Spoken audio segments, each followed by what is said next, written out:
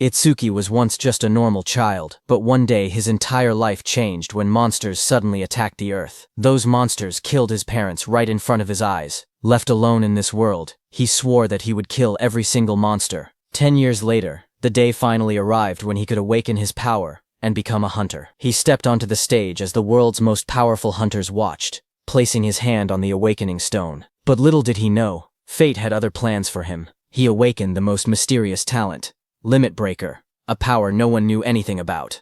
On top of that, he discovered that his level was fixed at level 0, meaning he could never level up. Now the question is, how will our protagonist take revenge on the monsters who killed his parents? This is only the beginning. There is much more to this story, so like this video before we begin this tale. This story starts with the memory of that day. Countless eerie black monuments fell from the sky. They dropped through the clouds one after another, their shadows covering the city below. Strange glowing spheres and lightning-like energy swirled around them as they descended. Right after that, barriers were deployed. A massive purple beam shot upward from the middle of the city, twisting the sky like a vortex. People standing on the streets stopped and stared, watching the glowing tower rise in front of them. Monsters called disaster beasts broke through the barriers and invaded the human world. Among them appeared a giant dark figure, the demon of destruction, Ringa, standing tall with purple energy swirling behind him. Soon, countless terrifying beasts flooded the streets. Armored monsters, winged creatures, and huge clawed beasts rushed forward while people screamed and ran. Disaster struck instantly. A monstrous armored creature swung its arm, sending a man falling backward as he shouted for everyone to run. Nearby, his child cried and reached out, calling for his dad as his mother ran while chaos erupted around them. Across the streets, different beasts attacked from all directions. A winged creature swooped down, a burrowing beast erupted from the ground, and blue-flamed monsters charged toward the fleeing civilians. Bodies fell on the road as the destruction spread, and the entire area was swallowed by panic. The armored monster rushed forward with blue flames bursting around its body. Its jaws opened wide as it roared, blue light flashing in its eyes. It shot a swirling vortex of blue flames toward a woman who ran away, holding a child tightly against her chest. The flames spread across the road as the monsters closed in. That woman was caught by the blue flames and threw her child ahead. The small boy reached out weakly while lying on the ground. The woman's voice trembled as she repeated the same word, telling her child, Itsuki, to run. The child looked at her with tear-filled eyes and called out for his mom. Just then, suddenly, someone shouted Itsuki's name again. A drop of sweat slid down a boy's face as the voice echoed. In the next moment, the scene returned to the present. A girl with pink hair turned around toward him. She asked what was wrong, saying he was spacing out. He stood among the lined-up students and answered quietly that it was nothing. Hearing that, she narrowed her eyes and leaned in slightly, asking him again if that was really true. Then, while he was crying, the boy, who was the same Itsuki from that day, stood still with tears running down from one eye. Before he could answer, another student suddenly wrapped an arm around his shoulder and spoke cheerfully. He said Itsuki must be sleepy, since he was usually asleep at this time, but today there was suddenly a school-wide assembly. While they were talking, Itsuki pointed toward the stage and told his friends that the teacher there was dressed strangely. On stage, the teacher, wearing some kind of armored helmet, explained what happened after the disaster beasts appeared. Some humans gained the power to fight back, and they became known as Awakened. The armored man described how, 10 years ago, the largest disaster beast attack happened at the northern shore of the Blue River. Awakened from all over the world crossed the river to repel them in what became known as the River Crossing War. Though attacks had decreased since then, the number of descending monuments had started to rise again. A large-scale attack similar to that war was likely coming soon. Itsuki's classmate leaned in again and pointed at a man on the stage. He explained that the person was Izumi Nento, the commander-in-chief of the northern continent. He asked how Itsuki could be from the north and still not know him. Itsuki looked at Izumi Nento quietly. He said the name sounded familiar and admitted he once imagined a hunched old man with a long beard. But the person on stage looked stranger than he expected. Itsuki's classmate grinned and told him he understood. But despite the odd appearance, Izumi Nento was the first awakened. It was thanks to him that humanity knew about the monuments and the disaster beasts. Itsuki's friend spoke excitedly, saying that this man was the strongest awakened. He added that even Tiwajin, known as the Light of Humanity, was his student. The scene shifted back to the armored man, as he explained that recent research showed even ordinary people who had not awakened yet had a chance of gaining power by touching a monument. Izumi Nento stood on the stage, his long cloak spreading like black flames. He told the students he had come to let them try to awaken. He urged them to devote themselves to the fight against the disaster beasts. Just as he said that, a glowing blue blade slashed across the stage as the monument burst open. Light shot outward, scattering fragments, while a guard in sunglasses stood nearby watching. Seeing this, the students reacted with loud excitement. One of them shouted in shock as a monument rose from the ground, wondering if it was magic. Another yelled that this was not the time to be surprised. They clenched their fists, saying it felt like a dream, praying to become awakened. In the crowd, Itsuki's friend grabbed his arm in excitement. He told Itsuki that they finally had a chance to become awakened. His eyes shined as he said the word finally. Saying that, he started walking toward the stage. Seeing this, Itsuki's friend grabbed his shoulder, shouting that he shouldn't be left behind. The pink-haired girl called out to them, telling Itsuki to get back in line properly. But Itsuki walked past her, and a red glow flashed across his eyes. The girl looked at him in shock as the light streaked through the air. A close-up showed Itsuki's expression changing. His eyes shined red with excitement as he said that the day had finally come. On stage, a student touched the large black monument, but nothing happened. A guard immediately called out that it was no good, and told the next person to step forward. The students watching reacted nervously. One boy pointed out that the previous student had broken the school's athletic record in his first year. He said that if even someone like that couldn't awaken, then there was no way he could. The girl beside him replied that athletic ability probably wasn't related, and that it was too early to give up. More students reached out to touch the monument one after another. The guard repeated the same word, next, as the line kept moving forward. The students crowded together anxiously. One boy with white hair nervously pointed out that not a single person had awakened yet. Others muttered in worry. A girl with short brown hair said she thought it would be easy. The boy beside her trembled, wondering if their entire school would be wiped out. The guard called out the next name loudly. Oishi Hikaru. Nearby, a group of students whispered their concerns. One girl said she didn't want him to awaken. Another explained that he was already a habitual bully, and if he gained powers, they would be in trouble. A boy suddenly pointed toward the monument and shouted that something was happening. Lightning erupted violently from the monument, blasting outward. Oishi Hikaru's body was lifted off the ground as crackling blue electricity surrounded him. The sudden burst drew everyone's attention. A glowing blue screen appeared beside him, showing his information as he grinned excitedly. He thought to himself that both Izumi Nento and the woman beside him would surely recognize him now. The screen displayed, Oishi Hikaru, Human, Level 0, Job Elementalist, Lightning Gift, Grade 2, Undisclosed, Status Attack 3, Agility 4, Defense 2, Magic 3, Total 12 stat points. Watching from beside the monument, the blue-haired woman spoke softly. She told her father that they finally had one. She explained that Level 0 stats usually totaled only 5, but this boy had reached 12. Her father, Izumi Nento, remained calm. The girl said it was still better than nothing. The school courtyard grew silent as Oishi Hikaru raised both arms triumphantly. Confetti sparkled around him while he grinned proudly. He muttered to himself, wondering if the old man Nento had anything to say to the first awakened student. But before he could boast further, someone grabbed his shoulder from behind. He turned sharply, surprised to see Itsuki stepping past him. Oishi spun toward Itsuki angrily, shouting at him. He demanded to know why Itsuki was touching him with dirty hands, yelling if he had a death wish. The watching students whispered among themselves. One girl asked who the boy was, noticing that he had cut the line. Another replied that it was Tenma Itsuki from Class 5. Someone else muttered that he was finished. Once Oishi targeted someone, it was over. From above, the blue-haired woman and Commander Nento observed quietly. The woman narrowed her eyes and said she sensed incredibly intense emotions coming from that student. Itsuki stood before the towering monument, placing his hand on the stone. His eyes glowed red as dark memories flashed through him. He muttered that he refused to forget his hatred for the disaster beasts.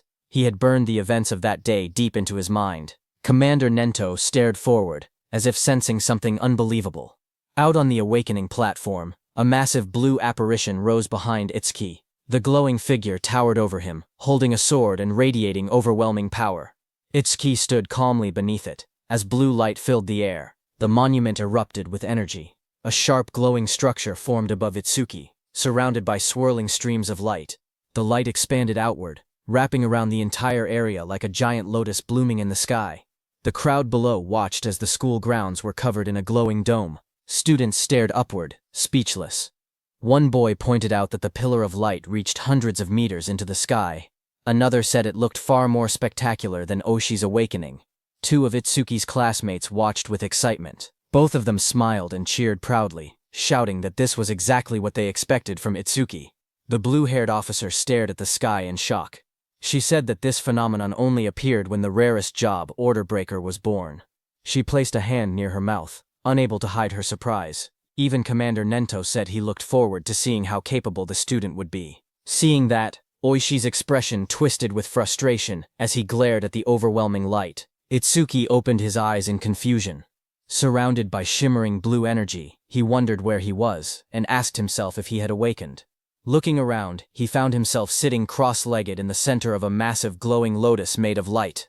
Countless petals surrounded him, floating in a calm, otherworldly space. Suddenly, a blue system screen appeared before him.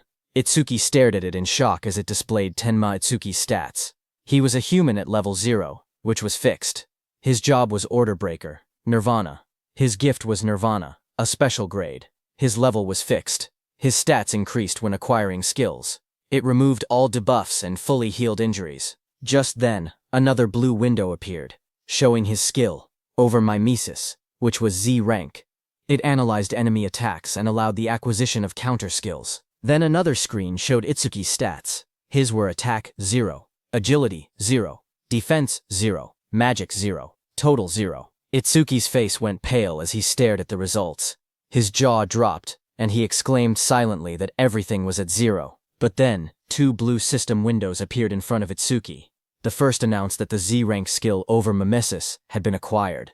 The second stated that the special grade gift, Nirvana, had activated, increasing all of his stats by 200.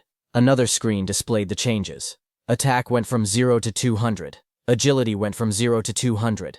Defense went from 0 to 200. Seeing this, Itsuki's expression brightened. He looked at the glowing screen with excitement and said he understood. He realized that whenever he gained new skills through Over Mimesis, Nirvana would raise his stats. Even if he couldn't level up like others, he could still grow stronger in his own way. He clenched his fist and smiled confidently. He admitted he didn't know what level this power compared to, but he had no doubt he had become an awakened. With determination in his eyes, he declared that he would annihilate the disaster beasts. A massive burst of blue light exploded from the monument. Students around him shielded their faces and shouted that the light was too bright. Some grabbed their eyes in pain. Through the blinding radiance, Itsuki's silhouette stood tall within the monument's glow. Lightning and energy swirled around him in a powerful display. Oishi stared at the scene, trembling with disbelief. His face twisted as he shouted that such a thing was impossible. The blue-haired officer gasped as she looked at the glowing monitor. She covered her mouth in shock and said that these stats were unbelievable for a rookie awakened. Even Commander Nento admitted that it was hard to believe, but stated that Itsuki was undoubtedly among the strongest of all new awakened in history. Outside, Itsuki stepped out of the light, petals of blue energy swirling around him, watching his silhouette shine with power. Just one word left Commander Nento's mouth: the strongest. A system window displayed his public information.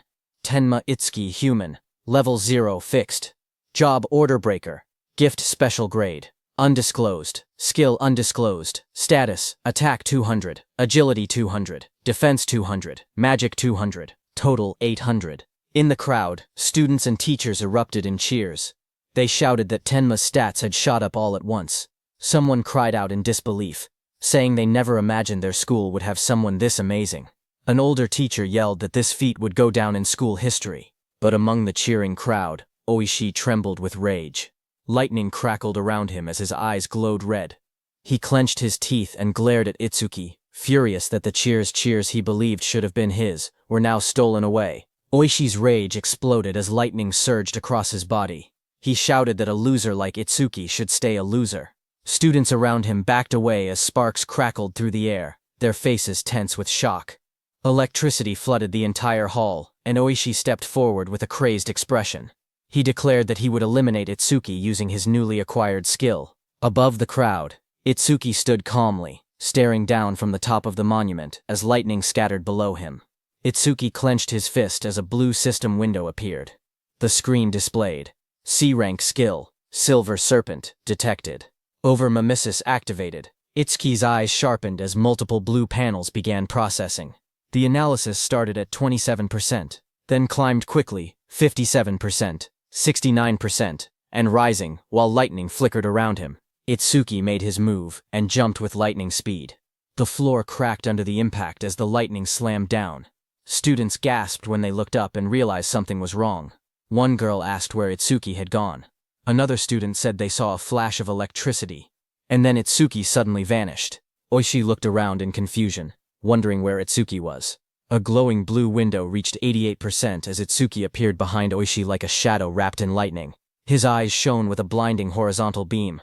Oishi froze in terror. Sweat poured down his face as he realized Itsuki was behind him. He panicked, unable to move. Itsuki placed a hand on Oishi's shoulder. His voice was cold as he told Oishi to consider himself lucky for being born human. He added that if Oishi were a disaster beast, he would have killed him about 100 times already. Oishi trembled uncontrollably, fear tightening his entire body. Moments later, Itsuki casually stepped forward while Oishi collapsed onto the ground. Another student shouted in shock, asking when Itsuki had moved behind him. Someone else laughed nervously, saying Oishi must have been so scared his legs gave out. Another warned them to be quiet before Oishi heard them. A new panel floated above Itsuki, showing 94%, then rising quickly. Blue energy swirled around him as the progress reached 99%. Itsuki glanced at the glowing screen and commented that maybe the analysis was fast because it was only a C-rank skill. The display turned pitch black and flashed. Analysis progress 100%. Lightning exploded around him as a new message appeared, saying C-rank skill Thunderbreaker acquired. Itsuki stood in the center of the crackling blue electricity, his body glowing as the newly gained power wrapped around him like living lightning. The students watched nervously as the light began to glow again. One of the boys stared in shock, saying it was happening once more. Another student, wearing sunglasses, adjusted them with a grin, saying it was a good thing he had brought them. Inside the glowing space, Itsuki appeared sitting calmly with a thoughtful expression. He realized that every time an analysis finished, he was forcibly brought into this strange place. In front of him, the system windows appeared, stating that the analysis of Silver Serpent was complete, and the skill Thunderbreaker had been acquired. Another window opened, showing the description of Thunderbreaker Level 1. The skill allowed him to absorb C-rank and lower lightning attacks into his body. When releasing the absorbed lightning energy, his agility would increase by 50%. It also had a passive effect. Each time he absorbed a C-rank lightning attack, his agility would permanently increase by 5%. Another message added that all his stats had increased by 10, all debuffs were removed, and his injuries were fully healed. Outside, the students shielded their eyes as a massive burst of blue light exploded from Itsuki's body. The lightning wrapped around him in swirling arcs as he stood in the center of the arena steps. The electric pressure pushed outward, and the crowd instinctively stepped back or covered their faces. Someone shouted that Itsuki was now cloaked in lightning from head to toe. Another student panicked, saying Itsuki's lightning was even brighter than Oishi's. Oishi, who had attacked him earlier, stared with trembling eyes, unable to believe how Atsuki had learned a skill like that. Atsuki's body glowed intensely as the system displayed his rising stats. It showed each attribute increasing: attack, agility, defense, and magic, all rising from 200 to 210, bringing his total from 800 to 840. Just then, the students looked up at the sky in confusion. One of them said it had been sunny just a moment ago. Another asked if it was rain. A third student lifted his hand, trying to feel the drops, when someone suddenly shouted that something was falling. A dark, coffin-shaped object wrapped in lightning descended from the stormy clouds. The rain poured harder as it crashed down toward the school grounds. The woman with blue hair and glasses saw it and shouted in shock, calling it a monument. She questioned why it had appeared here of all places. Commander Nento quickly announced that the school-wide assembly was cancelled, and ordered everyone to evacuate outside the school grounds, just like in their drills. He realized that there was no doubt the target was him. The woman turned to Commander Nento and told him that they should escape too, since combat wasn't their specialty. But Commander Nento beside her shook his head. He warned that if they ran, everyone else would panic. He pointed ahead, telling her to look, because the boy standing there was calmer than both of them. Ahead of them, lightning exploded around the descending object. Students ran in all directions, fleeing in fear. Only one boy, Itsuki, remained still in the middle of the field, bathed in a faint blue glow. From behind, the blue-haired woman shouted at him, demanding to know why he wasn't running. A massive dark pillar crashed down from the sky, shaking the ground as debris exploded outward. Rain poured heavily around it. Nearby, a group of students panicked. One boy shouted that disaster beasts were coming and urged Itsuki to escape, but Itsuki, with glowing red eyes, stood still. His voice was cold as he declared that he would exterminate every single one of them. His friends stared at him in shock. One of them yelled that he would die if he didn't run. Another insisted that since he had only just awakened, he couldn't possibly fight disaster beasts. They told him to leave everything to the other awakened, but Itsuki shook his head. He calmly told them to trust him. The pink-haired girl hesitated, worry written all over her face. Finally, she shouted that if he died, he shouldn't blame them. She grabbed the other guy's clothes and dragged him with her. The glasses-wearing boy asked her if it was really okay to let him go, reminding her that the enemy was a disaster beast, a walking weapon of mass murder. As the two ran off, Itsuki looked ahead with a crazed smile. His eye glowed bright red through the rain. He muttered that his first enemy after becoming an awakened was the one who killed his parents, and that it was lucky. Lightning curled around him as he stepped forward. A glowing panel appeared beside him, displaying the status of the creature before him. It was Skeleton Soldier 10369. Level 8. Gift. Grade 2. Defense increases by 100%. If the enemy's attack exceeds its own defense, the gift becomes invalid. Skill. Bonefire. B rank. Its stats were: Attack 15, Agility 10, Defense 120 plus 120, Magic 30, total 295. The skeleton soldier stood covered in blue flames as Itsuki faced it head-on. A surge of lightning wrapped around Itsuki's arms as he tightened his stance. His red eyes glowed sharply as he wondered if he should test the skill he had just acquired. In the next moment, he charged forward, electricity exploding around his body. Blue lightning trailed behind him as he rushed toward the flaming skeleton beast on the field. The two forces collided, sparks scattering through the rain. The skeletal beast swung its arms to punch, but Itsuki dodged. Then Itsuki swung his electrified fist with full force, shouting that he would not let anyone else die. His punch struck the creature's chest, and a violent burst of energy erupted. The impact sent the disaster beast flying across the field, smashing through the school building. The ground trembled as debris scattered in all directions. Students watching from afar stared in shock. One student said Itsuki's strength was too overwhelming, that maybe they didn't need to run anymore. A female student was stunned, seeing how the impact had blasted the monster away in a single hit. The blue-haired inspector stared at the ruined wall, stunned that a rookie who had just become awakened could send a level 8 disaster beast flying with only one blow.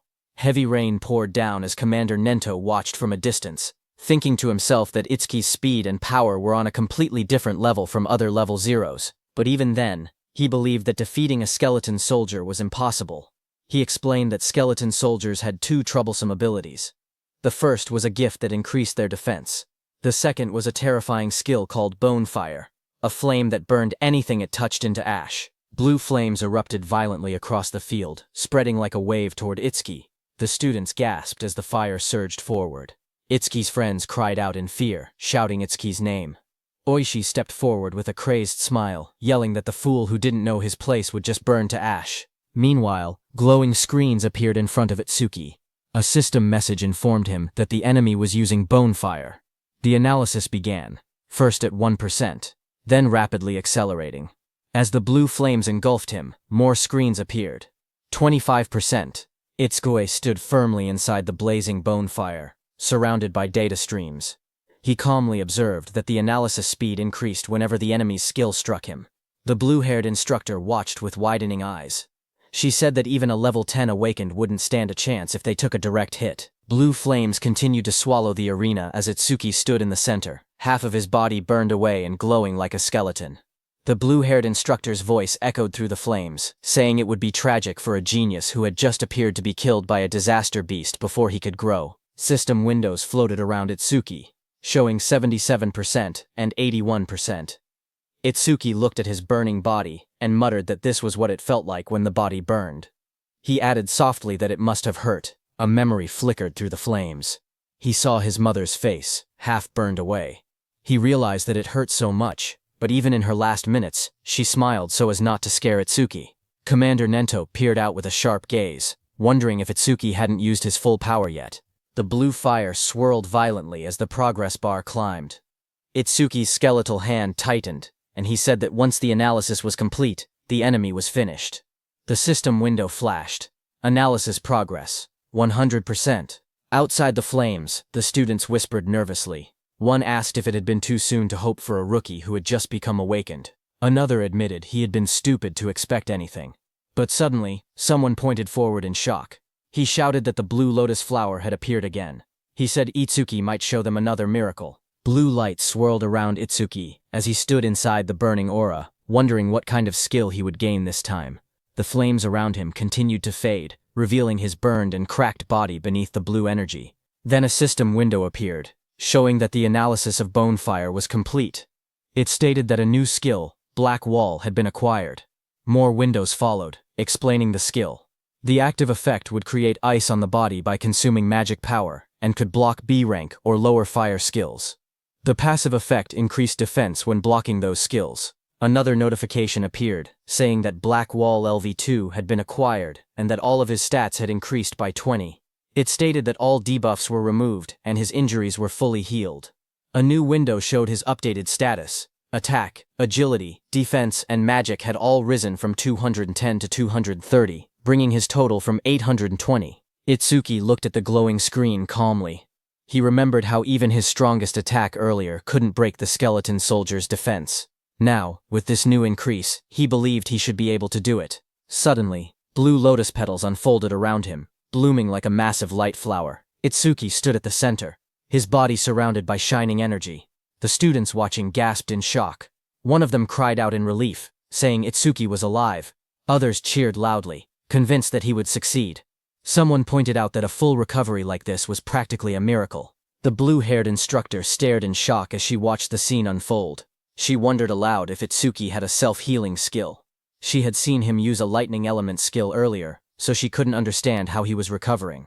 Commander Nento was also shocked. He remembered that order breakers were considered the most mysterious job, but even among them, Itsuki seemed uniquely strange. Meanwhile, Itsuki stood in the center of the glowing lotus petals.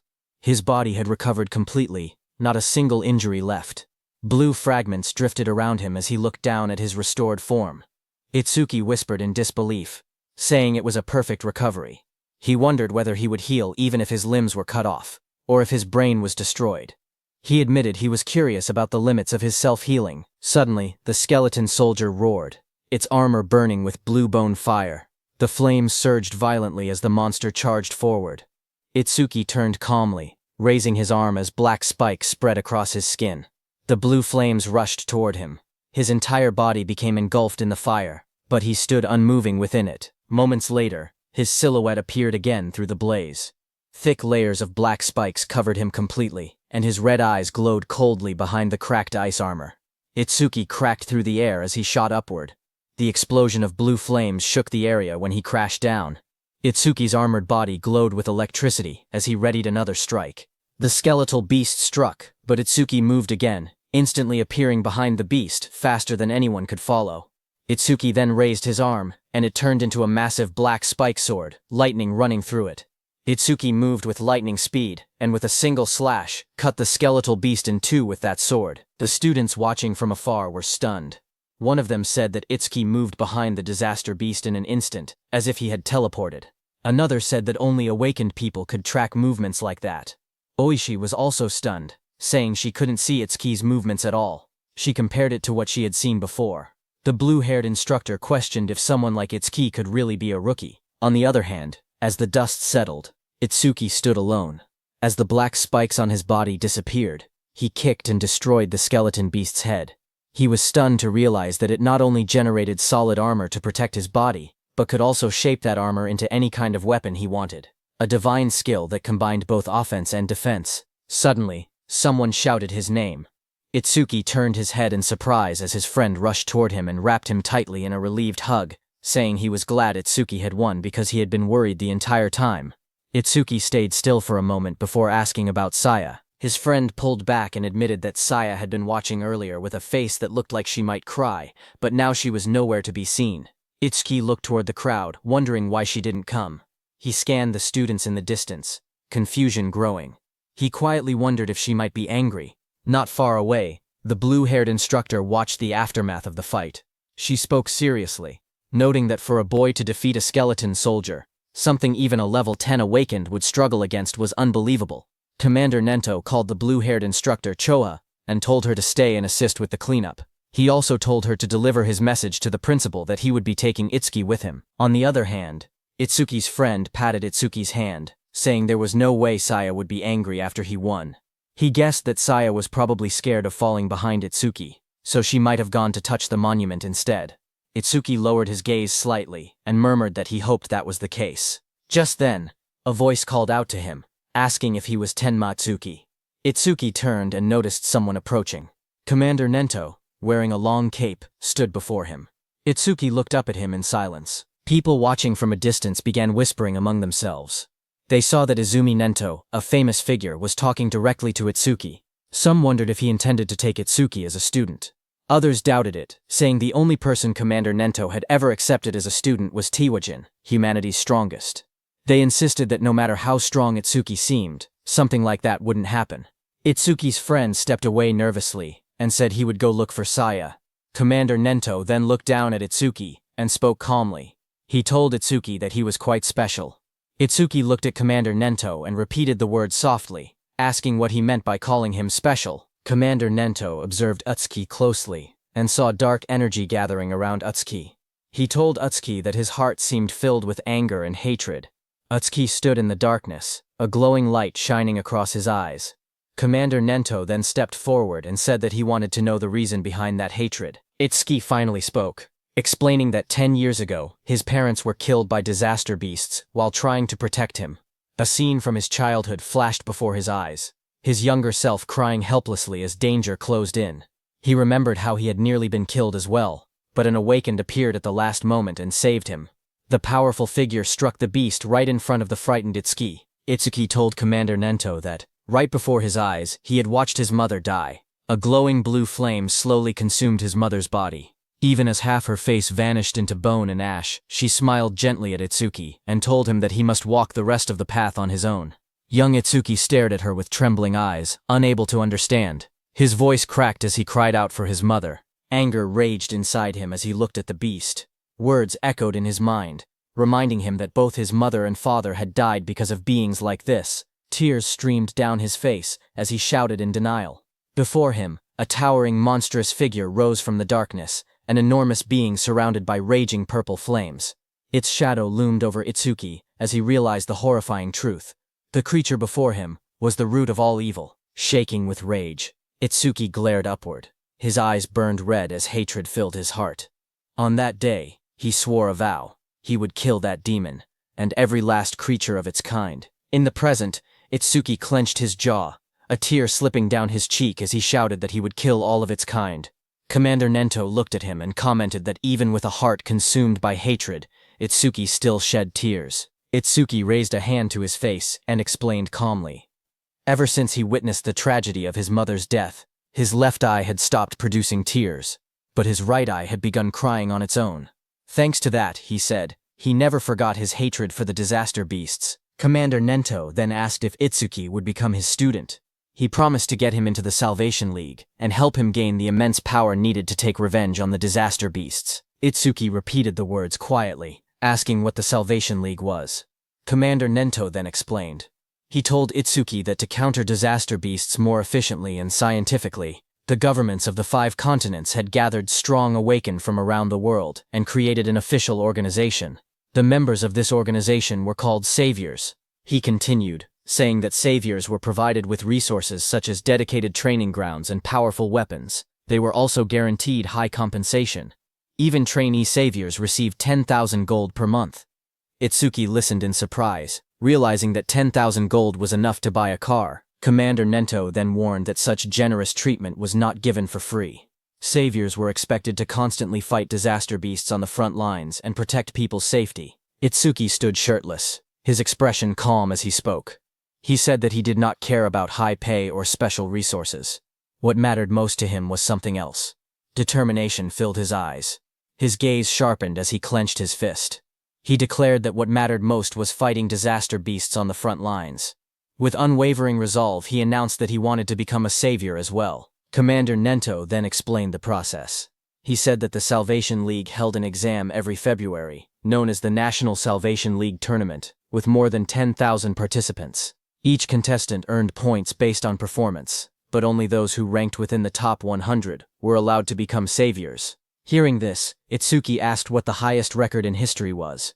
Commander Nento told Itsuki that it would not be very useful as a reference. He explained calmly that the record was 115,000 points, set by Tiwajin 11 years ago. He added that passing required only 30% of that score, while securing first place required at least 50%. Itsuki silently recalled the name Tiwajin, the strongest awakened, known as the light of humanity, the one Rikuru had mentioned. Commander Nento told Itsuki that Jin was special, and that comparing himself to Jin would only bring despair. But even so, Itsuki should still have confidence, because he believed Itsuki could one day stand shoulder to shoulder with Jin. Itsuki stood shirtless on the training ground, his expression steady. With unwavering determination, he declared that he would surpass Tiwajin. Hearing those words, Commander Nento's eyes widened inside the helmet, reacting with surprise. He remembered something from the past, a time when he had stood with Tiwajin and told him that he had become incredibly popular. The younger generation was trying to follow in his footsteps, but Tiwajin warned that following alone would never win the war against the disaster beasts. Someday someone would surpass him, just as a new sunrise replaces the setting sun. Tiwajin said that he looked forward to that day. Seeing Itsuki's resolve, Commander Nento thought that the sunrise Tiwajin had been waiting for had finally appeared. A few hours later, Commander Nento took Itsuki to another place. There, when Itsuki saw the massive dome-shaped structure rising in the distance, glowing under the sky, he asked quietly what it was. Commander Nento explained that these monuments acted as passages connecting the human world to the world of disaster beasts. He said that if the beasts were killed but the monuments were left untouched, new beasts would simply appear again. He pointed at the massive dome-shaped building and explained that this facility was created to isolate monuments that couldn't be destroyed. Awakened individuals periodically entered it to sweep out the disaster beasts that emerged. This kept the danger under control and also served as training. Itsuki looked at the building and asked if it was a training facility. Commander Nento, standing beside him, confirmed it, saying they called these places stages. He explained that the number and strength of the beasts inside couldn't be controlled, making it extremely dangerous. Commander Nento told Itsuki that the beasts in this specific stage were especially strong. Among all rookie-level stages, this one had the highest mortality rate. Because of that, people called it the Rookie's Graveyard. He told Itsuki that when Jin was still a rookie, he had cleared this deadly stage in 3 minutes and 14 seconds. Commander Nento turned to Itsuki and said that if Itsuki truly intended to surpass Jin, then 3 minutes would be his limit. As Itsuki walked toward the giant facility, Commander Nento told him that if he could clear the stage within 3 minutes, he would accept him as his student. Hearing that, Itsuki's eyes sharpened with determination. He wanted to surpass Jin and become Commander Nento's student. People in the lobby turned their heads when they saw a familiar figure. Someone pointed and said that Mr. Izumi had arrived. Another person noticed Itsuki walking beside him and asked if that was the rumored rookie. The crowd stared in surprise, whispering that there was no way a rookie could walk next to Mr. Izumi unless he was an awakened on Tiwajin's level. Itsuki looked around quietly and wondered to himself if this person was really that famous. Thinking that, he walked toward the stage entrance and saw the display showing the disaster beast level inside, level 10. He noted that it was only 2 levels higher than the skeleton soldier he had faced earlier, and wondered how strong that really was. But what surprised him more was that even though several people were gathered nearby, none of them seemed prepared to enter the stage. He wondered why that was. Someone nearby muttered that the rookie looked way too confident, and assumed that a high-level awakened must be accompanying him. Another wished they could be taken along too, while someone else joked that the rookie probably came just to flirt with the receptionist, saying that with a decent face, he was getting cocky. At the counter, the receptionist approached him with a polite smile. She asked if he wanted to enter the stage and how many challengers there would be. He calmly replied that it would be just him. Hearing that, the area fell silent as the receptionist stared at him across the counter. Suddenly, she leaned forward and yelled angrily. She told him not to make unfunny jokes and asked if he was messing around. She warned him that if he was just there to hit on her, it was pointless. She explained that even if the place was an artificial stage, it was still dangerous. People could get hurt or even die. Itsuki stared at her in confusion, wondering what she was even talking about. Behind them, several people watching from afar started laughing. They joked that he really was there to hit on her. Some said that there were always people who treated the stages like dating spots, and those people usually got scolded and went home. Itsuki looked at the receptionist calmly and explained the misunderstanding. He told her he had absolutely no interest in her. He said he only came to challenge the stage, nothing more. But the receptionist sighed and rubbed her forehead. She told him he didn't have to act tough just because he was embarrassed. She even said she would give him her contact information so he should just go home. But Itsuki's expression darkened. A shadow fell over his face. He told her not to make him repeat himself. He didn't care about her contact information at all. He only wanted her to let him enter the stage.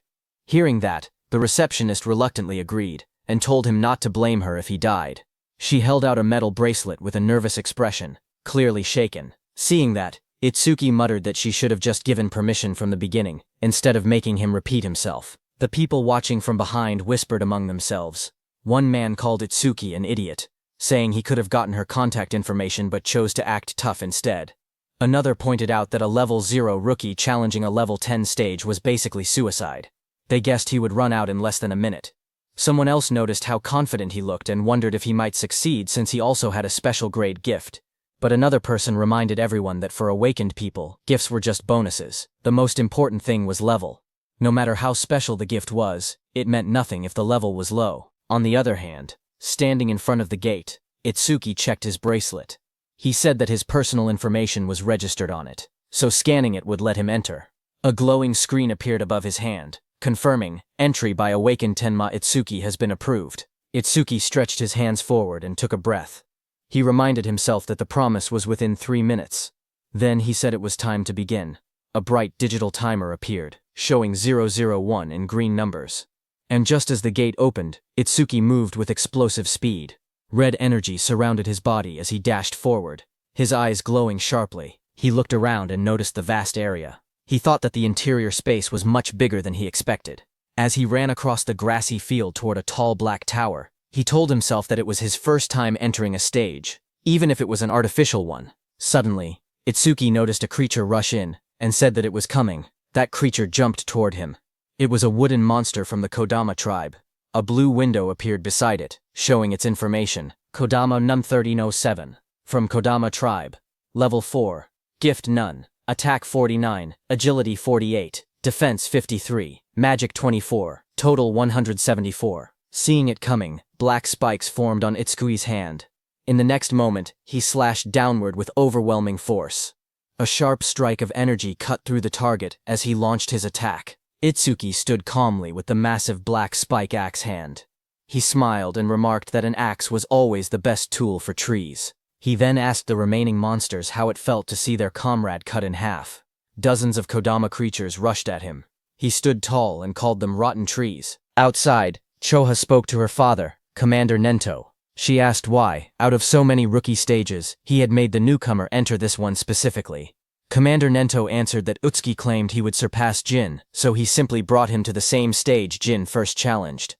Hearing that, Choha frowned and said that surpassing Jin was impossible unless someone stepped outside the bounds of humanity. Hearing that, Commander Nento asked Choha if she believed Jin had already transcended humanity. Choha recalled the time she met Jin for the first time. She had once thought Jin was kind and approachable. Then she saw Jin instantly kill a level 97 disaster beast. She recalled that Jin's eyes during that fight were different. She remembered those eyes clearly. Cold, solitary, and transcendent. She felt that they didn't seem human at all. She described Jin's gaze, saying his eyes were like the eyes of a god. Hearing that, Commander Nento told Choha that Itsuki also had potential comparable to Jin. But at the moment, he was nothing more than an unpolished gemstone. He added that if Jin could be compared to a godlike existence who saved people, then Itsuki was the opposite. A demon consumed by hatred. Meanwhile, on the battlefield, Itsuki stood among the fallen wooden beasts. He stated that Overmamisus wouldn't even activate against disaster beasts of this level. Just then, a dark silhouette appeared behind him, its eyes glowing red. His own eye glowed the same way as the shadow towered over him. In the next moment, his body moved at extreme speed, cutting through the enemies with a sharp motion. Itsuki stood before the fallen creature and looked down calmly. He asked if that was the end. He examined the broken body and wondered if level 10 disaster beasts were only this strong. But then he thought that if that were true, this place wouldn't be called the Rookie's Graveyard. There had to be something else. Just then, a blue system window appeared before him.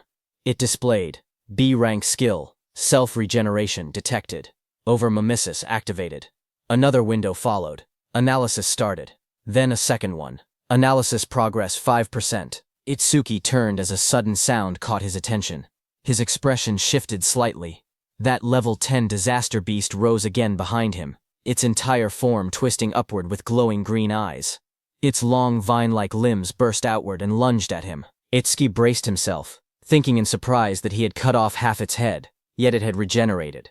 The moment the towering monster regenerated, Itsuki narrowed his eyes and muttered that he knew things wouldn't be straightforward. A glowing blue system window appeared in front of him, revealing the creature's details. It identified the monster as regenerated Kodama Sum 520 of the Kodama tribe, a level 10 beast with a grade 2 gift. Its defense had dropped by 50%, but its self-healing ability had greatly increased. Another blue window listed its stats clearly. Attack, 110, Agility 100, Defense 60, Magic 180, total 450. As the creature's roots and branches whipped wildly, Itsuki tightened his fist. A system alert flashed. Black wall activated. The next second, his hand was covered by black spikes cutting through the roots. Itsuki jumped at the monster. While dodging the monster's attacks, he quickly analyzed the situation. He realized the beast couldn't regenerate if he damaged it fast enough. He told himself that he had to deal massive damage in a short amount of time. The analysis window appeared beside him. Itsuki smashed forward with his armored arm, splitting through the Kodama's defenses as sparks and debris burst around them. His eyes glowed red as he moved like a shadow, slicing through the forest of wooden limbs. Each step sent shockwaves across the ground, and each strike pushed the progress window higher. Itsuki surged forward again, his blade-like arm shining with a cold blue light. Then he shot upward before crashing down like a falling spear, splitting the monster's giant body in half. Light from his attack cut straight through the Kodama, illuminating the entire battlefield. The towering creature's body split down the middle, a glowing crack running from its head to its torso. Its golden eyes shone through the gaps as its massive frame began to fracture. Itsuki watched with sharp red eyes, a grin forming on his face. He said he wasn't done yet. He said he would mince the creature completely so it wouldn't regenerate. In the next moment, he raised both arms. A blinding vertical slash of light tore downward, cutting the giant monster clean in half. Cuts spread across the creature's body, and the wooden shell shattered into countless pieces. The fragments scattered through the air, glowing faintly before breaking apart completely. As the dust settled, Itsuki lowered his arm and exhaled. He said this should be enough. He added that using Black Wall for so long was draining his magic, but before he could rest, vines and roots twisted together again in front of him. That wooden creature's form surged upward with glowing yellow eyes, rising from the remains and preparing to attack.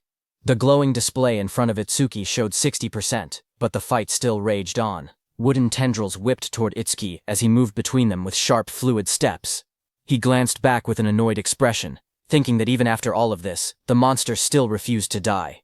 He quietly muttered that it was becoming a real pain. The attacks continued to strike from every angle. As he dodged, he noticed something important. Every time the monster regenerated, Over-Mimos's analysis speed increased. His eyes narrowed. That meant the longer this continued, the faster the analysis would complete. He realized he needed a new approach. He decided to cancel Black Wall to conserve his remaining magic, and instead rely on Thunderbreaker to avoid the attacks while keeping his distance.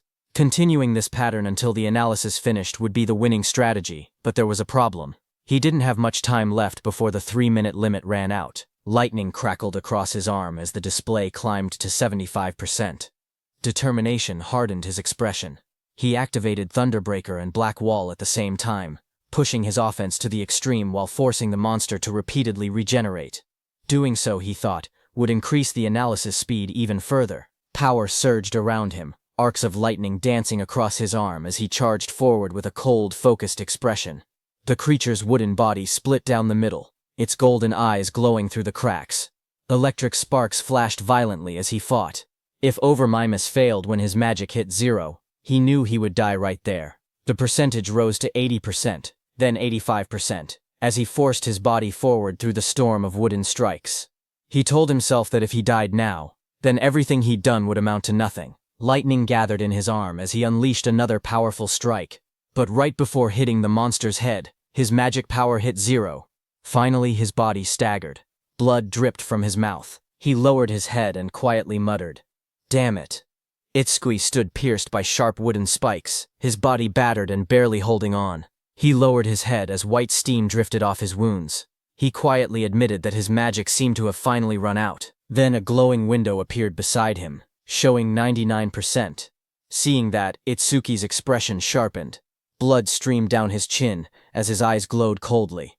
He declared that, just as he thought, over-mimesis did not need magic to activate. With a strained smile, he announced that this match was his win. The window in front of him then showed. Analysis progress, 100%. A bright lotus-shaped energy began expanding around him, glowing blue and cracking the wooden spikes.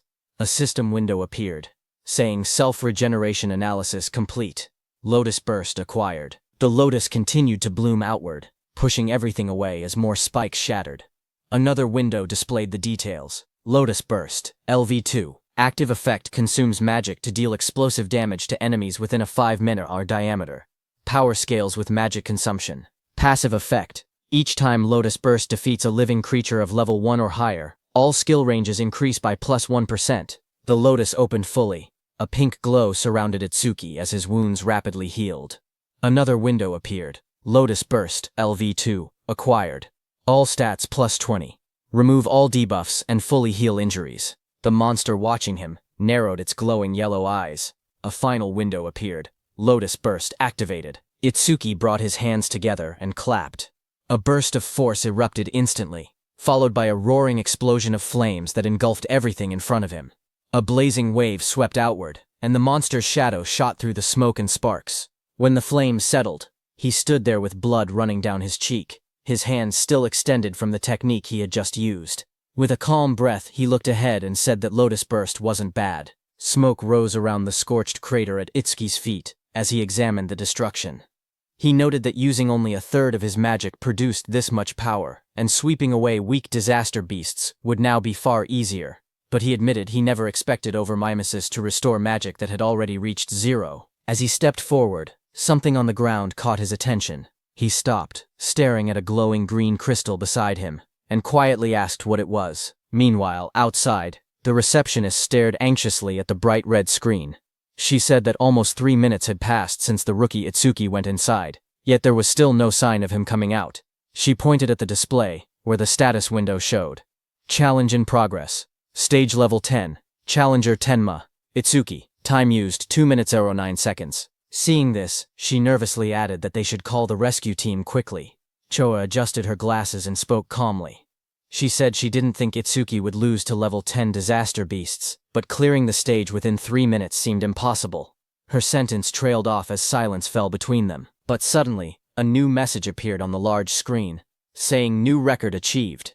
Seeing that, everyone in the hall froze. Shocked whispers spread through the crowd.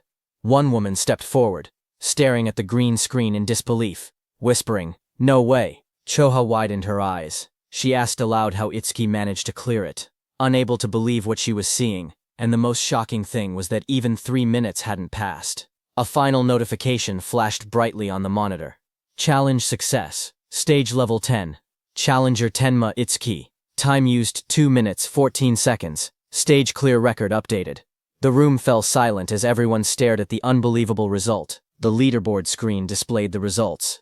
It showed first place belonging to Tenma Itsuki, with a clear time of 2 minutes 14 seconds. Second place belonged to Tiwajin, who cleared it in 3 minutes 14 seconds. Third place was Hiton Sho, with a time of 7 minutes 17 seconds. Just then, Itsuki came out of the gate, his clothes torn and stained with green liquid. Around him, people reacted in shock.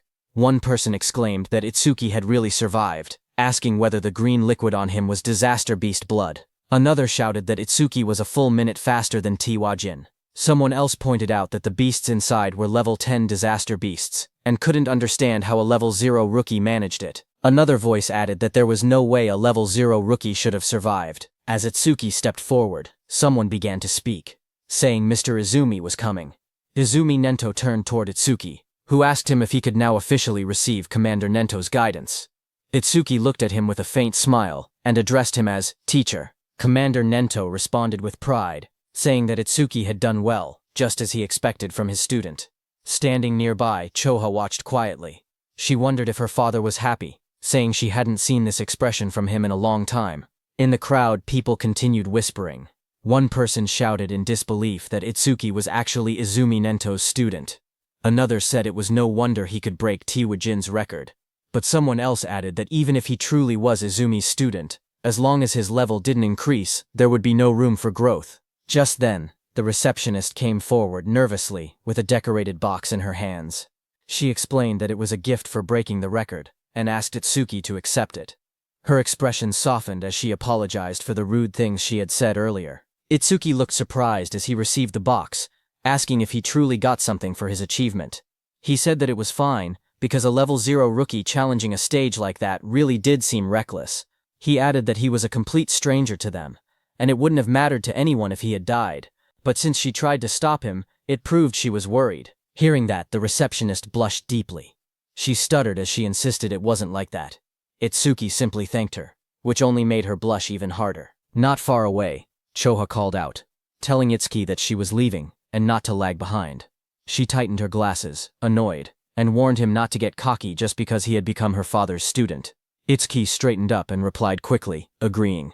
Then Commander Nento, beside Choha, studied Itsuki and commented that a stage of this level now seemed too easy for him. He suggested raising the difficulty. He continued, saying that Itsuki should be able to challenge advanced stages now. Itsuki looked at him surprised and repeated the words, advanced stages. As the three of them walked together across the rooftop at sunset, Commander Nento continued explaining.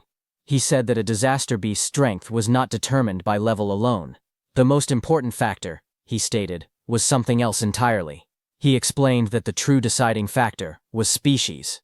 Choa explained that species without intelligence, which moved only by instinct, were usually easy to deal with, but some species possessed intelligence equal to or greater than humans.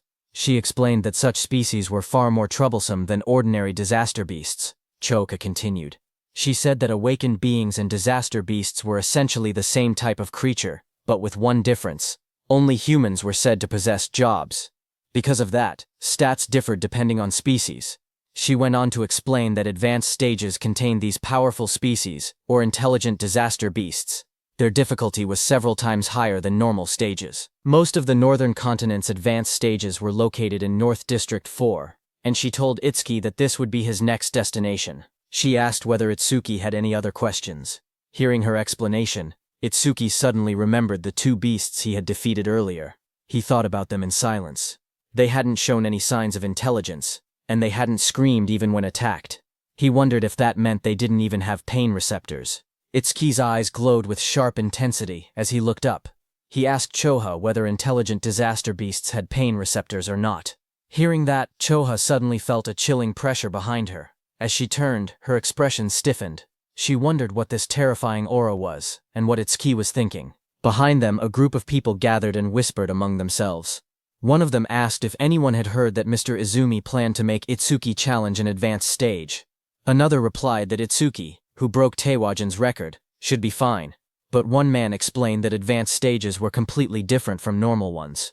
More importantly, almost all the stages in North District 4 were under a single man's control. He said that every awakened person who had entered an advanced stage there had gone missing, and rumors claimed that the man had killed them. Someone immediately asked if he meant Kinoshita Reiji. Another man began to speak disrespectfully, asking who Kinoshita Reiji even was, and suggesting he acted like a king. His friend quickly covered his mouth, hushing him in panic. He warned him that he would be killed too if that man heard him. After all, he said, that man was the son of the North District 4 governor, Kinoshita Reiji. The scene shifted to a luxurious room. A young man lounged confidently while servants stood around him. He was the infamous Kinoshita Reiji. A subordinate asked him when he would be departing. Reiji smirked as he answered. He said that all the stages in North District 4 were under his control, so he would go whenever he wanted. To him, waiting in line was something only commoners did. He lifted his glass with a satisfied smile. After leaving from there, Itsuki opened the small ornate box, revealing a shining stone resting on a red cushion. As the three of them sat together beneath the shade of the trees, Itsuki looked at the stone and muttered that it was from that time. Hearing that, Commander Nento beside him asked if he had seen a karma stone before. Itsuki nodded and explained calmly. After defeating the disaster beasts inside the stage, something identical to this had dropped. But then he paused and added that there was a slight difference. He took out a green crystal. He stared at the one in his hand and said the color was green, but something about it wasn't the same. Hearing that, Choha's eyes widened in shock. She exclaimed that it was an intermediate karma stone appearing inside a beginner stage. She stepped closer, adjusting her glasses to take a look. Itsuki asked what exactly a karma stone was. Choha turned to him and began explaining. She reminded him that he had been a rookie. She said karma stones were also called experience stones. She explained that when a disaster beast or an awakened being died, karma or an invisible energy similar to experience points came from their corpse. Absorbing this energy increased a person's level. In other words, a karma stone was an object that contained karma. A figure glowing with energy appeared in her explanation, demonstrating how someone could use a karma stone to absorb the karma inside. She continued, saying that karma stones didn't occur naturally, which made the situation strange. Choha wondered aloud why such a stone had appeared in that stage. Beside her, Commander Nento quietly said it was probably because of Itsuki's gift. Hearing this, both Itsuki and Choha looked confused and asked again about the so-called gift. Commander Nento explained that normally, the karma of a defeated enemy would be absorbed by the one who killed them. Yet even though Tenma had defeated 2 disaster beasts, he never leveled up. That meant the karma had not been absorbed. He added that manifested karma never disappeared without a reason. He continued, saying that if his speculation was correct, the karma of the disaster beast that attacked the school had been absorbed by the awakened individuals present, meaning the people standing there. He explained further that a stage was an enclosed space. Because Tenma was unable to absorb the generated karma and there was no other recipient inside, the leftover karma clumped together and formed a karma stone. Hearing this, Choa looked startled. She asked how Itsuki's stats increased if he truly could not level up. Hearing that, Commander Nento suddenly stood up and reminded Choa that an awakened person's gift was top secret and could not be disclosed. Startled, she apologized immediately. Commander Nento then turned back to Itsuki. He told him that he could choose whether to keep the karma stone or sell it. He added that he would be leaving soon for a commander-in-chief meeting of the 5 continents and that during his absence, Choha would look after him. Before departing, he said there were several things he wanted him to remember. Commander Nento spoke calmly as he listed out the rules. He told Itsuki to keep their relationship confidential, then added the second rule, never disclose his gift to others. The third rule followed. Itsuki had to clear at least 6 advanced stages before the teacher returned. A fourth instruction echoed after that. He told Itsuki to do what he believed was right without hesitation, promising that no matter what happened, he would be behind him. Hearing this, Itsuki smiled with determination and answered, "Yes, teacher." At the same time, at North District 4, Flaming Rock Execution Ground, groups of students argued with suited guards blocking an entrance. One of them shouted that they had arrived first and demanded to be let in. The guards refused. They said the stage had been reserved by the Kinoshita family's son, telling everyone to go home. The students grew angry. One yelled that having money didn't give someone the right to do whatever he wanted. Another pointed out that the privileged boy wasn't even there yet, and insisted they should be allowed in first. Their frustration rose. One threatened to report the situation to the awakened guild, saying he didn't care who the rich kid was. But before he could finish, a dark figure with glowing red eyes appeared behind them, cutting off their complaints. In the next moment, a powerful attack blasted forward. The students were thrown aside as a muscular fighter struck with overwhelming force, scattering them in an instant. Another student rushed forward, attacking the muscular man. A sharp white arc cut through the air as it struck with full power. But the attack landed directly on the muscular man's body and bounced back, sending shockwaves bursting outward. The impact echoed loudly across the ground. The blonde student watching from behind stared in horror. He muttered in disbelief that his B-rank skill, Earth Spine, had not worked at all. The muscular man turned, his face shifting into a terrifying form with glowing red eyes and metallic markings. He shouted that the attack didn't hurt or even itch. The blonde student trembled. He thought to himself that Earth Spine was a technique meant to pierce anything. He wondered if the man in front of him was actually a monster. Before the student could react, the monstrous man lunged forward and grabbed him, his red aura flaring violently as he towered over the frightened student. The muscular man smacked the blonde student's head. The blonde student slammed down violently. Blood burst from his mouth as his eyes rolled back, his body twisting from the impact. Around him, the spectators reacted in shock. They whispered that a level 7 and a level 8 student had been killed instantly without being able to defend themselves. They said the big guy was far too strong. Someone identified him as Oga Takuru, one of Kinushita Reiji's 4 pillars, and a level 12 gold elementalist. Hearing that, the crowd understood why things had turned out this way. Oka held one of the defeated students by the neck and warned everyone. He said he would not forgive anyone who tried to enter the stage without Reiji's permission. If anyone resisted, he would treat them the same way he treated the 2 lying on the ground. The other students watched nervously as Takeru lifted the struggling blonde student off the floor. The blue-haired student remained unconscious beside him. Oga shouted that nobody should think about helping them. The group of bodyguards in suits stood nearby, laughing. One of them told Oga not to go too far because the trash was watching. Another warned that if he kept beating weak students, the teacher would hear about it. Their laughter echoed through the area. Oga only scoffed. He tossed the blonde student aside with a flick of his arm, showing no concern at all. The injured blonde student collapsed forward, but before he could hit the ground, Itsuki caught him. Blood dripped from the student's nose as his body went limp in Itsuki's hands. Around them, the other students whispered in shock. One of them asked who the newcomer was, and wondered why he didn't listen when they told him not to interfere. Another panicked voice said that a level 0 person was definitely going to die. Someone else stared at Choa, and muttered that the beauty beside him looked familiar. Not far away, Oga glared at Itsuki. He shouted that nobody was allowed to pass without Reiji's permission. He warned that if Itsuki didn't want to end up like the unconscious student, he should just go home quietly. Hearing that, Itsuki lowered his head slightly. He calmly said that he understood. He wouldn't be able to enter the stage unless he defeated this man. Beside him, Choa raised her hand, saying she would contact the North District 4 administrator because this kind of behavior couldn't be allowed. But Itsuki stopped her.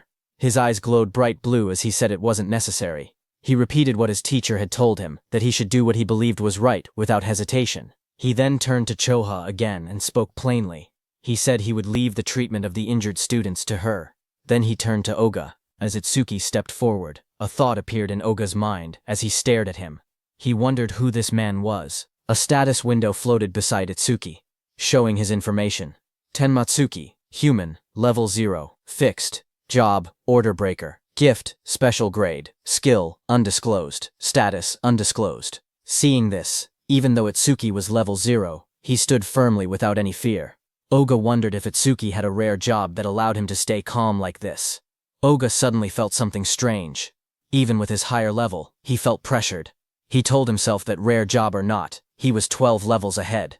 The stat difference shouldn't be something Itsuki could bridge. Another window appeared beside Oga, showing his status. Oga Takeru, human level 12, job, elementalist, gift grade 2, after metallization, defense plus 50% in stationary state, skill, metallization, status, attack, 110, agility, 100, defense 250, magic 145, total 605. As Oga stared, his expression changed.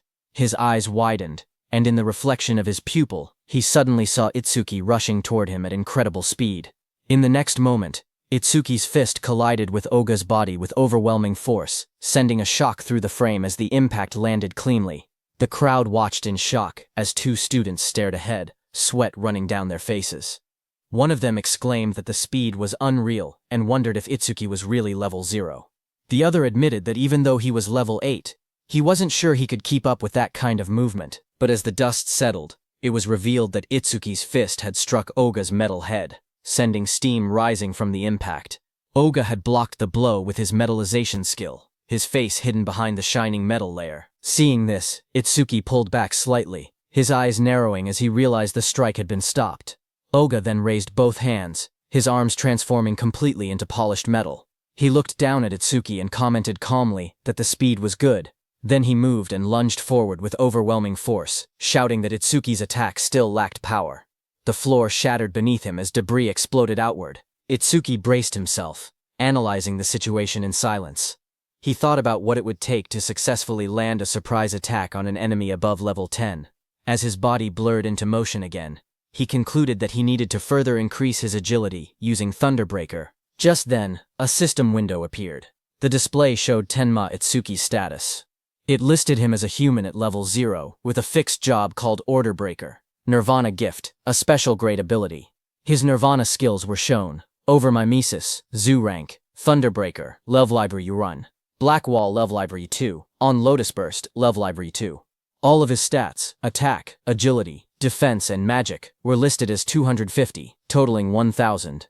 Then another screen appeared. It detected a C-rank skill, metallization. At the same moment, overmimesis activated and began analysis. The progress bar rose to 1%. Itsuki crouched on the ground, watching his opponent. He wondered if the threat level was high enough for overmimesis to activate. He decided he needed to get serious. A new screen showed the analysis increasing to 5%. Itsuki observed Oga's metal-covered body in front of him and thought that normal attacks couldn't break through the metallized areas. He concluded he would have to aim for the parts that were still flesh. His foot slid across the ground as he accelerated. But Oga looked at him and laughed, calling him a weakling with no power or speed as he raised his shining, hardened arms to counter. Itsuki tightened his gaze as he thought to himself that his opponent had let his guard down, believing that the speed Itsuki had shown earlier was his maximum. His expression remained calm and focused, a faint glow of blue lightning beginning to trace along his body. Lightning wrapped around him as he prepared to accelerate. He readied his fist, and in that moment, he decided to increase his speed using Thunderbreaker. Across from him, Oga widened his eyes in shock when he saw the lightning erupt. He shouted in disbelief, wondering how Itsuki possessed the lightning element. Before he could react, Itsuki surged forward, lightning crackling violently around him. Itsuki declared that he wouldn't give him time to metallize. Itsuki continuously attacked Oga. Dozens of blue screens appeared around them, showing percentages climbing. 25%, 59%, 66%, tracking the rapid progress of the attack. Spectators from the side watched in shock. One man asked why Itsuki could use skills from another job. Another said the speed was too fast for his eyes to follow. Someone else muttered that the level 0 boy might actually defeat Oga. Oga himself struggled to react. Sweat ran down his face as he realized he had no time to metallize. He gritted his teeth, questioning how a level 0 could move so fast. Desperation grew inside him as he admitted that, at this rate, he would lose. Electricity wrapped around his entire body, trapping him. He couldn't even scream. Panic overtook him as he shouted in his thoughts for the others to stop watching and help him. As the lightning surged around him, Oga clenched his teeth. His expression twisted in desperation, and he thought to himself that he had no choice left. He would have to try that technique. With a loud shout, he suddenly tore off his shirt and released a burst of power. Waves of force exploded from his body as he activated his ultimate skill. Before Itsuki, Oga's entire body turned metallic from head to toe. Itsuki stared in shock, realizing that his opponent had managed to metallize his entire body at once. A system window flickered beside him, showing C-rank skill, metallization, analysis progress 88%. Oga glared down at Itsuki with glowing eyes. He said he was grateful he had never managed to metallize his entire body before, but Itsuki had pushed him enough to finally achieve it. He explained that metallized areas increased his defense by 50%, and his personal gift added another 50% whenever he remained still. With both effects combined, his current defense exceeded 500. His face twisted into a cruel grin as he looked at Itsuki. He said that he had originally planned to cut Itsuki in half, but as thanks for helping him complete his new skill, he would at least allow Itsuki to die easily. Watching from the sidelines, the other trainees were stunned. One of them exclaimed that a defense over 500 at level 12 was impossible to break. Another admitted that they had thought the level 0 newcomer would win, but the opponent was too much of a monster. Suddenly, a glowing blue aura wrapped around Itsuki. He looked ahead with calm eyes and said that if his guess was right, a full-body metal transformation required a large amount of magic. The screen beside him showed the analysis reaching 98%. Itsuki continued, saying that if Oga had used most of his stat points on defense, then his magic shouldn't be very high. The percentage rose again, reaching 99%. Across from him, Oga growled and denied it, calling Itsuki's reasoning nonsense. Even while refusing to believe it, he wondered if Itsuki was truly level 0, surprised by his sharp intuition. Itsuki kept his relaxed smile. He said he wouldn't bother using a boring tactic like draining Oga's magic down to 0. Instead, he declared he would finish the fight quickly. At that moment, the blue screen flashed. Analysis progress reached 100%. High above, a blue lotus-shaped aura began to bloom. Choha, watching, whispered that the lotus had appeared again, and realized that Itsuki was about to become even stronger. Others stared at the giant lotus forming around him. One man questioned if this lotus was really a level 0 skill. Another wondered how Itsuki planned to defeat Oga since it didn't look like an offensive technique. A notification window appeared. The analysis of the metallization skill was complete, and a new skill called Clear Orb had been acquired. Another window described the skill, Clear Orb Level 1. Active effect. It shoots a perfect sphere along a fixed path. The sphere travels at 1 meter per second and pierces through every enemy in its path while ignoring all defense. Passive effect. Every time an enemy with higher defense than the user is defeated with clear orb. Seeing that this new skill had defense ignored, Itsuki thought that if he hit with this, he could definitely deal damage. But the problem was flight speed. At 1 ms, even ordinary people could dodge it, so timing was crucial. But then Itsuki thought that against that sandbag Oga, who wouldn't even move, he didn't even need to think about timing. Itsuki's eyes glowed blue as he looked at Oga and declared that Oga's prized absolute defense would be thoroughly smashed to pieces. Just then, a system window appeared displaying Clear Ore B, Leave Ore 1, acquired. All stats plus 10, remove all debuffs and fully heal injuries. Status. Attack went from 250 to 260, agility from 250 to 260, defense from 250 to 260, magic from 250 to 260, total stats from 1000 to 1040. The blue lotus petals opened as Itsuki stood in the middle, pointing his finger at Oga. Right above his finger, a small lotus flower appeared. As the lotus spun and bloomed, Itsuki told Oga to now try to dodge this.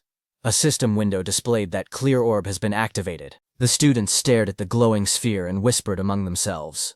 One of them said he had never seen that skill before.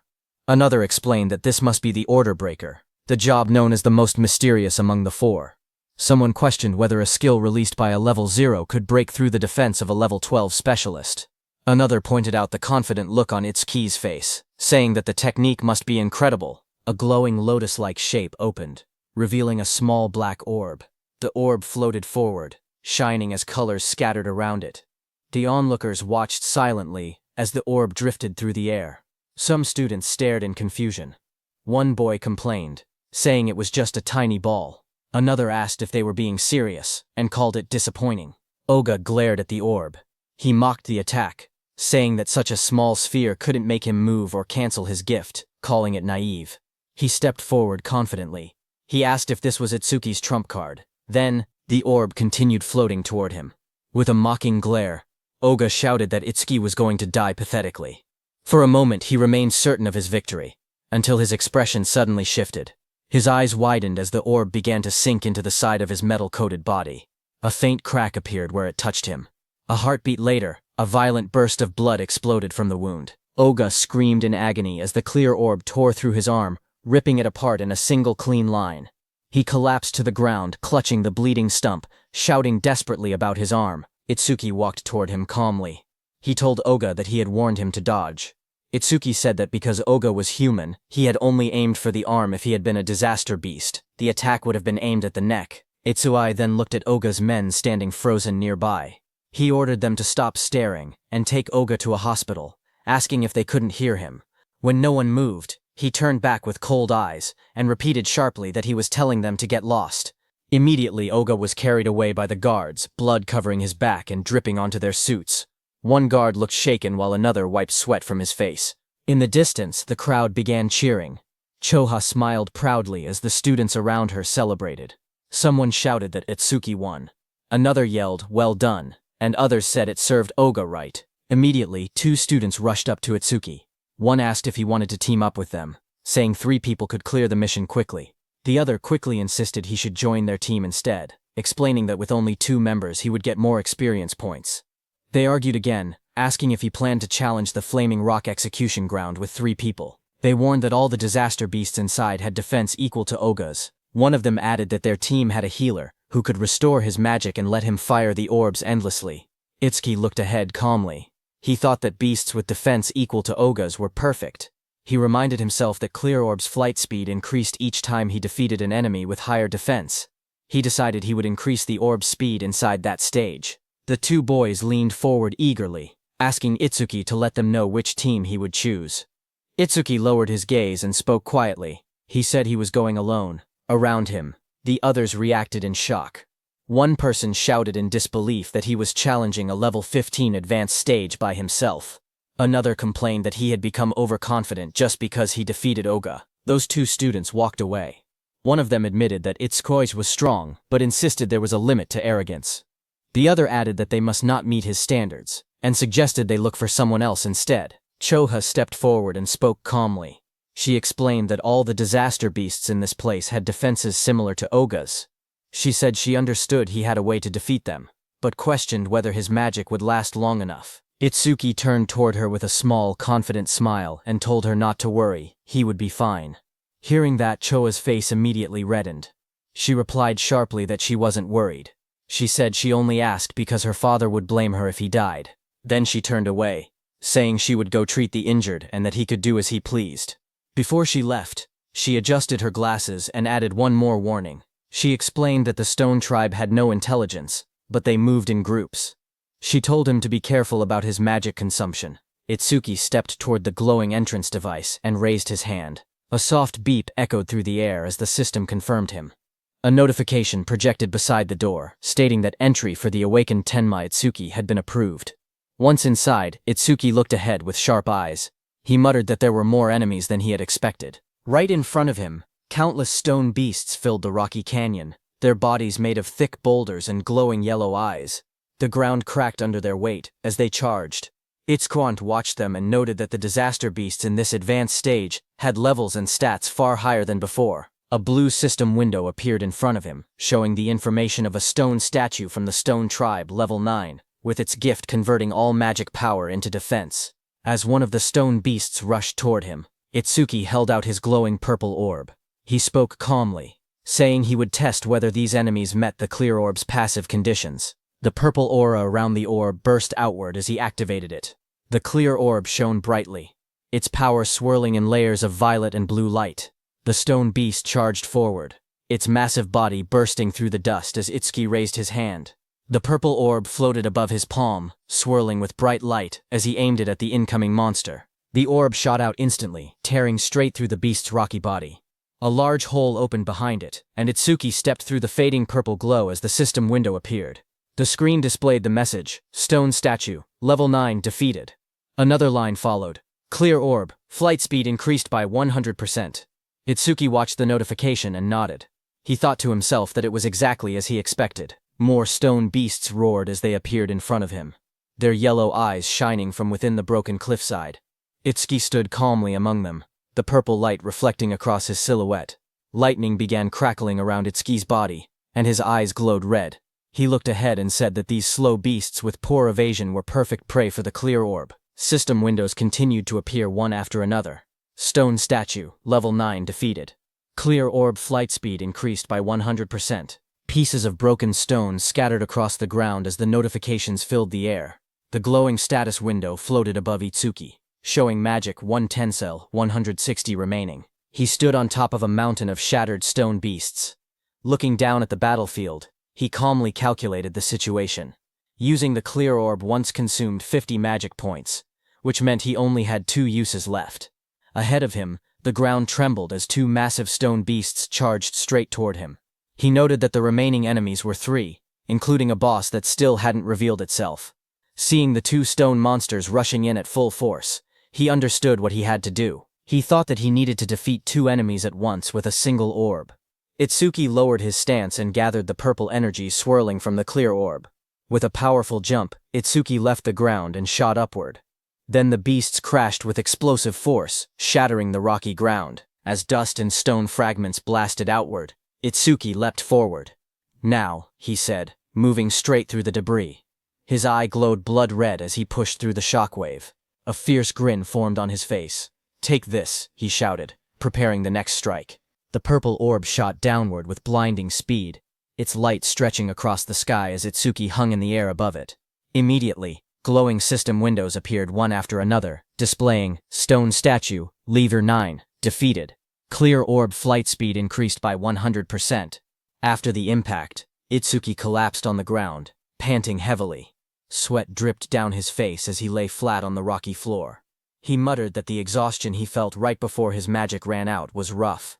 He hoped he would someday get a magic recovery skill. He slowly sat up and looked at the glowing screen in front of him. He said that with the orb now flying at 5 meters per second, he could catch up to running enemies. The system window displayed the details of the skill. Clear orb. Level 1. Active effect. Fires a perfect sphere with a fixed trajectory. The sphere flies at 5 meters and penetrates all enemies in its path, ignoring defense. Passive effect. Each time an enemy with higher defense than yourself is defeated with clear orb. Flight speed plus 100%. Current flight speed increase 500%. While he was checking the details, suddenly the ground shook, and a massive stone arm dropped toward him with a loud crash. Itsuki looked up in surprise as the enormous mass slammed into the earth, sending dust and rock exploding in every direction. A massive stone giant charged forward, its rocky body trembling with each step as dust exploded around it. A system window appeared, detecting a B-rank skill and revealing the monster's details. Giant Stone Man 28, Level 15. Stone Tribe, Grade 2. Gift converts all magic power into defense. Attack 239, Agility 60, Defense 478, Magic 0, Total 777. Itsuki looked up at the towering creature and gasped that it was huge. Lightning wrapped around his body as another window announced. Thunderbreaker activated. Agility plus 50%. Crackling with blue electricity, he sprinted toward the giant. As he dashed below the monster's massive frame, he wondered if he could defeat it with a single clear orb hit. He looked up at the stone giant's head and thought that maybe aiming for the head would work. Lightning trailed behind him as he climbed the monster's rocky body. He spotted a moment of opportunity and shot a clear orb at the monster's head. However, Itsuki soon realized something troubling. He told himself the orb was too small, and even if it penetrated, it wouldn't deal much damage. The massive stone giant swung its enormous arm, and the impact sent wind blasting through the air. Itsuki leaped upward, light and energy swirling around him as he tried to avoid the attack. His eyes widened when he realized he was stuck in the air. He clenched his teeth and thought that this was bad. He couldn't dodge while mid-air. A system window appeared as dark spikes wrapped around his arm. Black wall activated just as the giant's blow landed. Itsuki smashed into the rocks with a violent explosion, kicking up dust and debris across the rocky ground. When the dust settled, Itsuki was wedged into a stone wall, breathing heavily. He muttered that this big guy was tougher than he expected. Another system window flickered in front of him. A B-rank skill, Gigantification, was detected. Over-mimesis activated and began progressing at 1%. Seeing that, Itsuki looked up with a confident grin. Realizing the monster grew huge because of a skill, he said this would be easy. With one hand, he grabbed onto the giant's stone body and prepared for his next move. Meanwhile, outside, one of Kinoshita Reiji's men got the news of what had happened to Oga and froze in shock. Behind him, Kinoshita Reiji, dressed in a golden vest, sat calmly. He narrowed his eyes and warned his man not to make noise in front of him. The suit-wearing man bowed his head and apologized, saying it was just so unexpected. Kinoshita asked him what had happened. The man reported urgently that someone had defeated Oga and forced their way into the stage. Hearing that, Kinoshita clenched his teeth and broke the wineglass in his hand. He questioned what Oga was even doing. He reminded himself that Oga always bragged that no one below level 30 could break through his defense. He wondered if a level 30 or higher awakened had shown up. But his man quickly explained that with the recent surge in descending monuments, all awakened above level 30 were busy dealing with them and shouldn't have time to come here. He added that challengers at the Flaming Rock execution ground were mostly level 10 rookies. Hearing that, Kinoshita shouted that there was no way a level 10 could beat Oga. His guard behind him looked down with a serious expression and said that if he was given some time, he would gather detailed information. Kinoshita adjusted his vest and tie and said that gathering information was unnecessary. Even if the opponent was level 30, he himself was already here. He mentioned that the Flaming Rock execution ground was known for its stubborn disaster beasts that slowed down challengers. He added that if they headed there now, they would make it in time. However, his guard said that since the opponent's identity was unknown, they should still be cautious. Hearing that, Kinoshita's expression grew sharp. His glasses glowed as he told the guard that he had already said they were heading there now, and that he shouldn't have to repeat himself.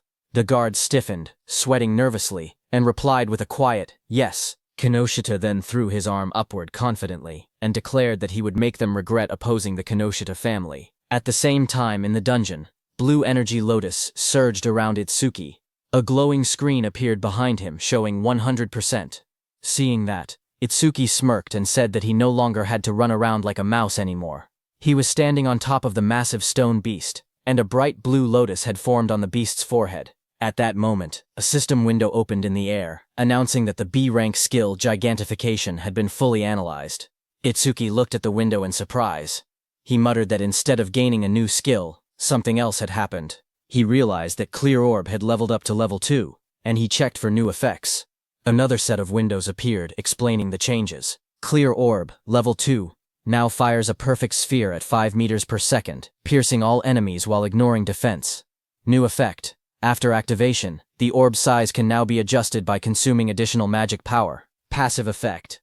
Each time an enemy with higher defense than your own is defeated using Clear Orb, flight speed increases by 200%.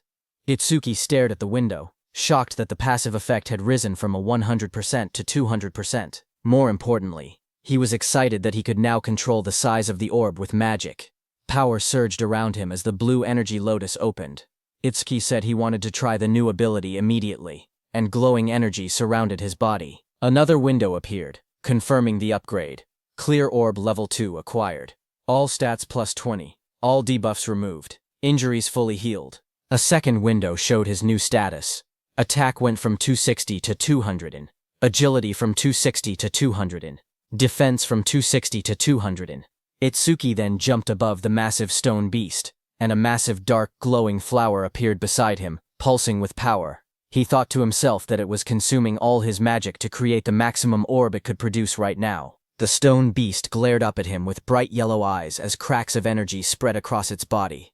Itsuki shouted, telling the stone beast to take the biggest clear orb. The giant flower opened like petals and released a powerful clear orb. The massive orb shot downward and struck the stone beast, blasting through its body as Itsuki unleashed the attack with full force. After landing the blow, Itsuki lowered his hand and smiled. He joked to himself, asking if he had pushed it a bit too far. A small window beside him showed that his magic had dropped to 0 out of 280. As the stone man was destroyed, a system window appeared, announcing that the giant stone man, level 15, had been defeated, and the clear orb's flight speed had increased by 200%. Amid the collapsing stone debris, Itsuki looked at the destruction around him. He realized that the orb he created by consuming all his magic had grown this huge. He examined its power calmly. The orb's flight speed had reached 7 meters per second. He thought to himself that if he cleared this stage 2 more times, it would become as fast as a car. Just then, a new system panel displayed the skill information. Clear Orb Level 2. Active effect. Fires a perfect sphere on a fixed path. The sphere travels at 7 meters and penetrates all enemies, ignoring their defense. After activation, the orb's size can be adjusted by spending more magic. Passive effect. Each time he defeats an enemy with higher defense than his own using Clear Orb, the orb's flight speed increases by plus 200%. The current total increase had reached 700%. Itsuki held a glowing green crystal in his hand while reading the information. He admitted that he had ignored passive effects until now, but now saw how useful they actually were. Dust settled around him as he walked forward. He then thought about another passive skill. Lotus Burst's passive expanded the range of all skills. That meant Clear Orb's range should also increase along with it.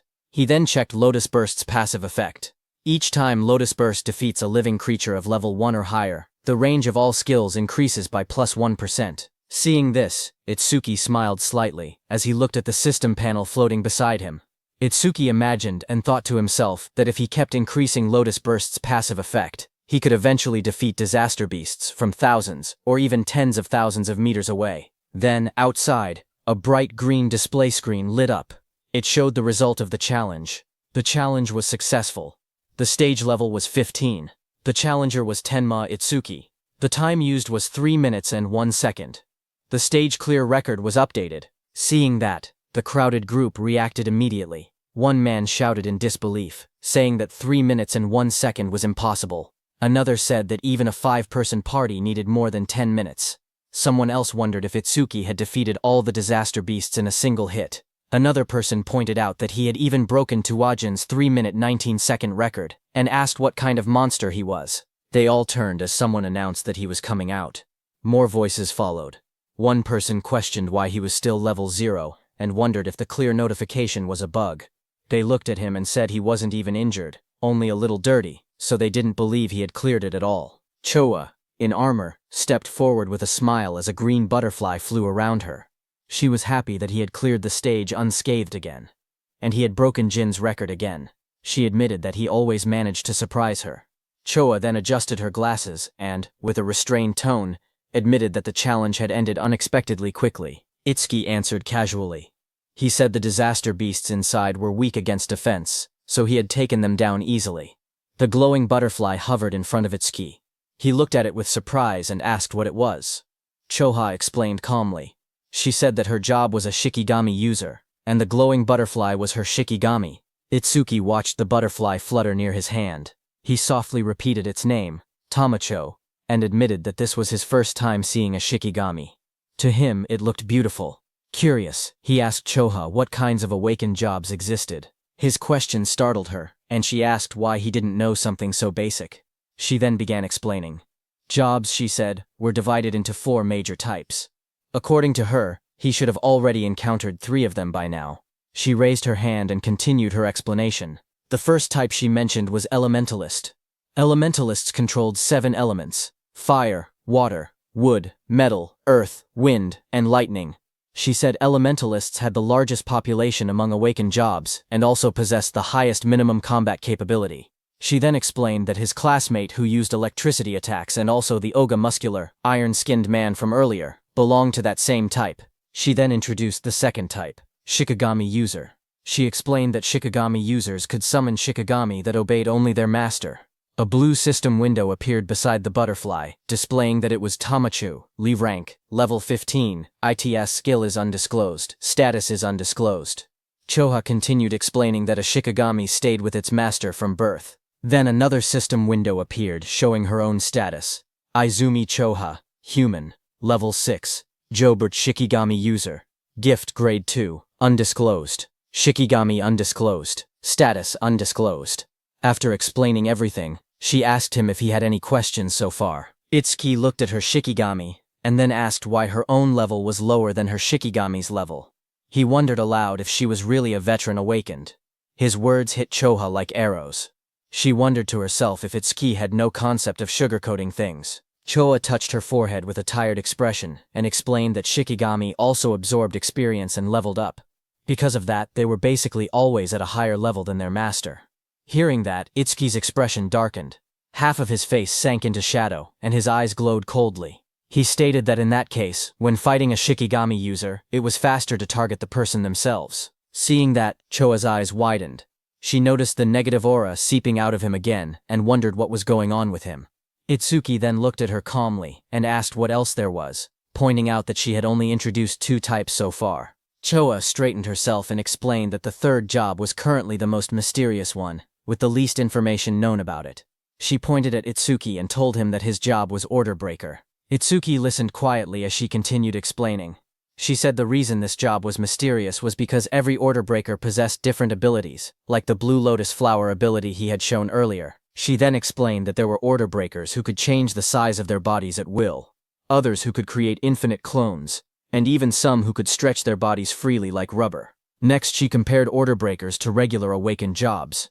She explained that normal jobs had skills divided into 4 ranks, C, B, A, and S, while order breakers had only Z-rank skills, abilities that stood completely outside that ranking system. Choa said that order breakers were treated differently because of these rare exclusive skills. She warned that if an order breaker's abilities became known to their enemies, they would lose their greatest advantage. That was why her father had scolded her earlier when she tried asking about his skills. She looked at him seriously and added that he was an irregular existence, even among order breakers. From what she had observed, he could already use at least 3 different skills, and 2 of those skills were normally only possible for elementalists. Hearing her words, Itsuki looked uneasy as he realized the teacher wasn't there. He thought to himself that he would be in trouble if Choha continued talking about him. Itsuki then asked her about the last job, adding that he had never seen it before. When Choha heard Itsuki asking about the last job, she kept a calm expression and told him she would only explain it after he actually saw it. She added that this was his punishment for never telling her anything about himself. Hearing that, Itsuki let out a quiet sigh and answered with a simple, "Fine." As she turned away, Choa reminded him that the students he saved were now safe. Then she asked what he planned to do after this. Itsuki replied that he was thinking of clearing the stage a few more times. Choha looked back at him sharply. She asked him if he really didn't know anything, explaining that stages had cooldown times. She warned him that this one had an especially long cooldown, meaning he couldn't enter again for at least 2 days. Hearing that, Itsuki's eyes widened in surprise. He wondered aloud if cooldown times really existed. He realized that this must be why Kinoshita monopolized the stages.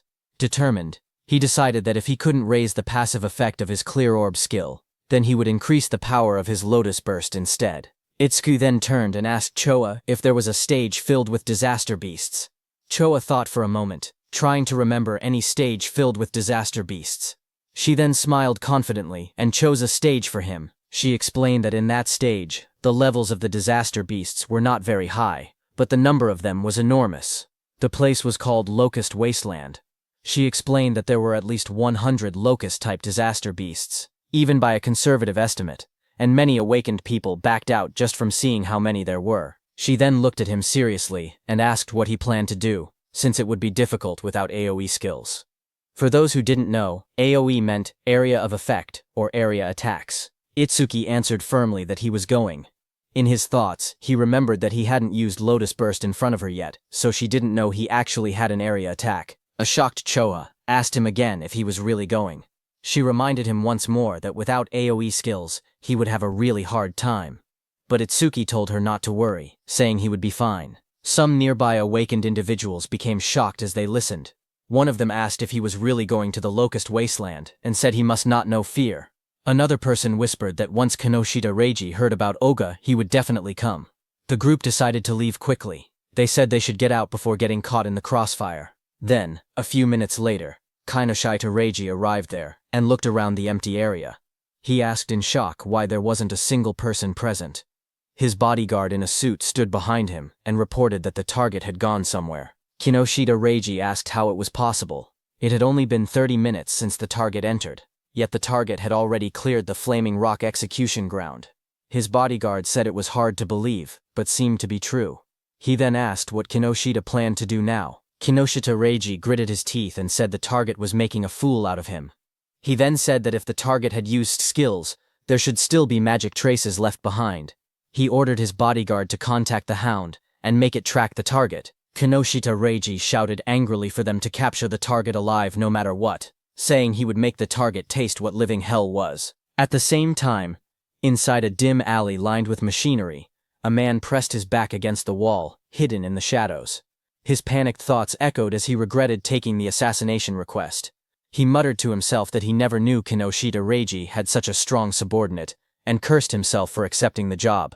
That same man slumped to the ground, exhausted and trembling. He breathed heavily and admitted that without his earth escape technique, he would have been killed. Sweat dripped down his face as he caught his breath. He slowly peeked around a corner, whispering that he should be safe now that he had gotten this far.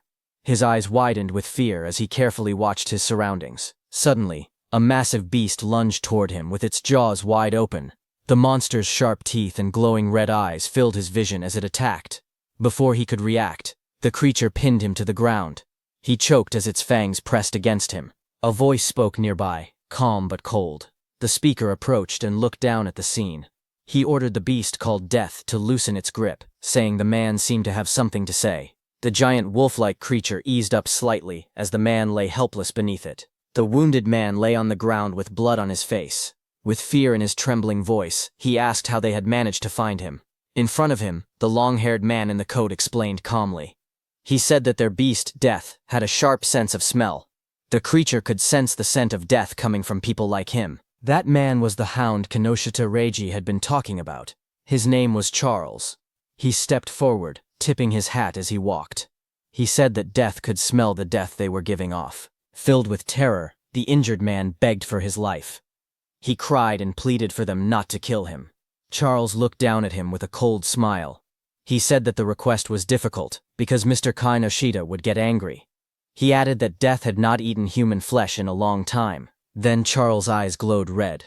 He gave a sharp command, telling Death that it was mealtime. The massive black wolf lunged forward with its jaws wide open, fangs bared as it roared fiercely. A moment later, it ate the man. The wolf stood beside the long-haired man in a trench coat. The man looked at it calmly and said that it had finally leveled up. A glowing blue panel appeared, showing the creature's details. Death Hound, Gwenpriting. Level, 16. Skill, Death Smell, C rank. Detects all magic traces in an area and identifies the magic source. Second skill, Respawn Desire, B rank. After the Shikigami dies, its respawn time is greatly reduced. Status, Attack 250. Agility 250. Magic 150. Just then, the man's phone began vibrating. He glanced at the screen and answered the call. He told the person on the other side that he had finished things there. As he listened, his expression changed. He asked if Oga had been badly injured. He wondered aloud if someone had struck that stubborn Oga's weak point. Finally, he replied that he understood and said he was on his way. He ended the call and turned back toward the wolf. With a small gesture, he told it that a new prey had appeared and ordered it to move. Sometime later, in a bright golden field labeled as the Locust Wasteland, a dome-shaped building stood in the distance. Itsuki and Choha approached it along a narrow dirt path. Itsuki looked at the structure and asked softly, "Here?" He stared across the endless wheat fields and wondered aloud if there were really that many locusts in a place that looked so quiet and peaceful. Walking beside him, Choa explained calmly. She said that disaster beasts always chose environments that suited them when invading this world. Because of that, predicting the type of beast based on the surrounding terrain was an important skill for awakened individuals. Hearing that, Itsuki nodded. As they moved closer, he noticed there wasn't even a reception desk. Choha touched her forehead and explained that the danger level of this stage was extremely high, so high that it had already reached the point of a dismantlement resolution. Confused, Itsuki compared it to the Flaming Rock execution ground, noting that this stage was actually below level 13. He asked why such a drastic decision was made. Choha replied that in normal stages people could still escape if they couldn't win. But here, the disaster beasts were unnaturally aggressive and appeared in overwhelming numbers. As they studied the stage's environment, Choha explained the danger. She said that if an awakened person let their guard down even a little, they would quickly be surrounded by countless locusts. She continued, saying that anyone caught like that would be devoured completely, down to the marrow of their bones. Hearing all of this, Itsuki only smirked. He said that it was perfect if there were really so many disaster beasts here. His excitement made Choha stare at him in disbelief. She asked if he was in a rush to die. He calmly replied that he wasn't desperate enough to die by being eaten by bugs. Moments later, he stepped toward the entrance of the glowing stage gate. Choha watched him, noting from his attitude that he seemed confident enough. She reminded herself that he had entered this stage by his own choice, and she had already given him all the advice she could. With a quiet sigh, she accepted the situation. If something happened inside, it would be entirely his own responsibility. But Choha suddenly froze, as worry washed over her face. She wondered what she should do. She realized she had forgotten to tell Itsuki an important detail. Locusts inside the stage would continue spawning endlessly unless the boss was defeated. Panic rose as she decided she had to enter the stage and warn him herself. But suddenly she heard some noise from behind. Just as she turned, her expression stiffened. Someone had appeared behind her. She saw a tall man wearing a hat, with glowing red eyes, standing beside a giant hound. The man looked at her and spoke with a cold smile, saying he was looking for someone. On the other hand, inside the stage, Itsuki stepped across a ruined field. Dirt and trampled crops surrounded him. He looked around and muttered that it was a mess. Then he clapped his hands together lightly and smiled with confidence. He called out to the unseen swarm, telling the pests to wake up. He had come to exterminate them. A lone scarecrow stood in the middle of the dry, cracked wasteland as countless small insects flew around it. Itsuki looked at the scene and noted that the enemy's individual levels were surprisingly low. He said that since they met the requirements for Lotus Burst, there would be no problem. Information windows appeared one after another. Evil Locust 2231, from Insect Tribe, Level 1. Gift, none. Status, undisclosed. There were also some Level 2 evil locusts mixed in. Itsuki stared at the dark sky as an enormous swarm of locusts covered everything. He commented on the incredible number of enemies. But instead of being worried, he said that this worked in his favor. Flames rose around him as he formed a glowing lotus of light in his hands. He explained that the more the locusts clustered together, the less effort he needed. Once they entered the range of Lotus Burst, he said he would crush them all at once. The ground shook as a vortex of locusts formed around him. When the moment was right, he shouted a single command, "Now." A bright red explosion ignited in the air as the system message appeared, stating that Lotus Burst had been activated. Then there was a huge explosion. Right after the blast, notifications flashed one after another. Each one reported that an evil locust had been defeated by Lotus Burst, increasing all of the user's skill ranges by 1%. More messages followed, showing both Level 1 and Level 2 locusts being wiped out instantly.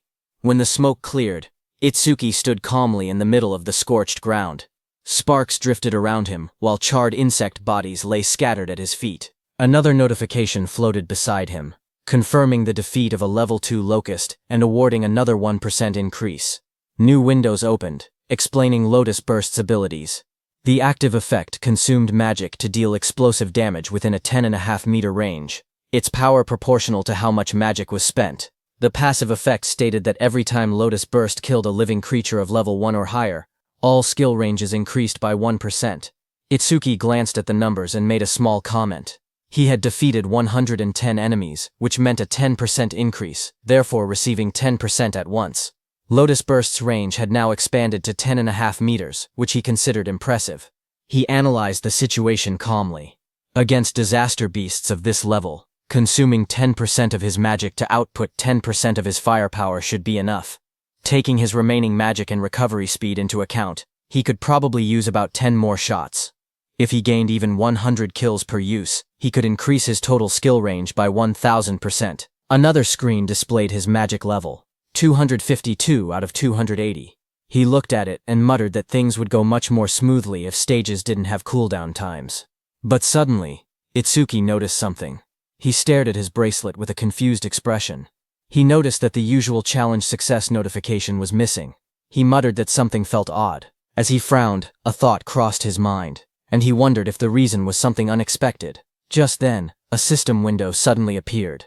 It reported that a C-rank skill called Mother's Will had been detected. It also stated that Over-Mimus was activated, and that the analysis progress was at 1%. Itsuki looked up sharply. He realized that one locust had survived.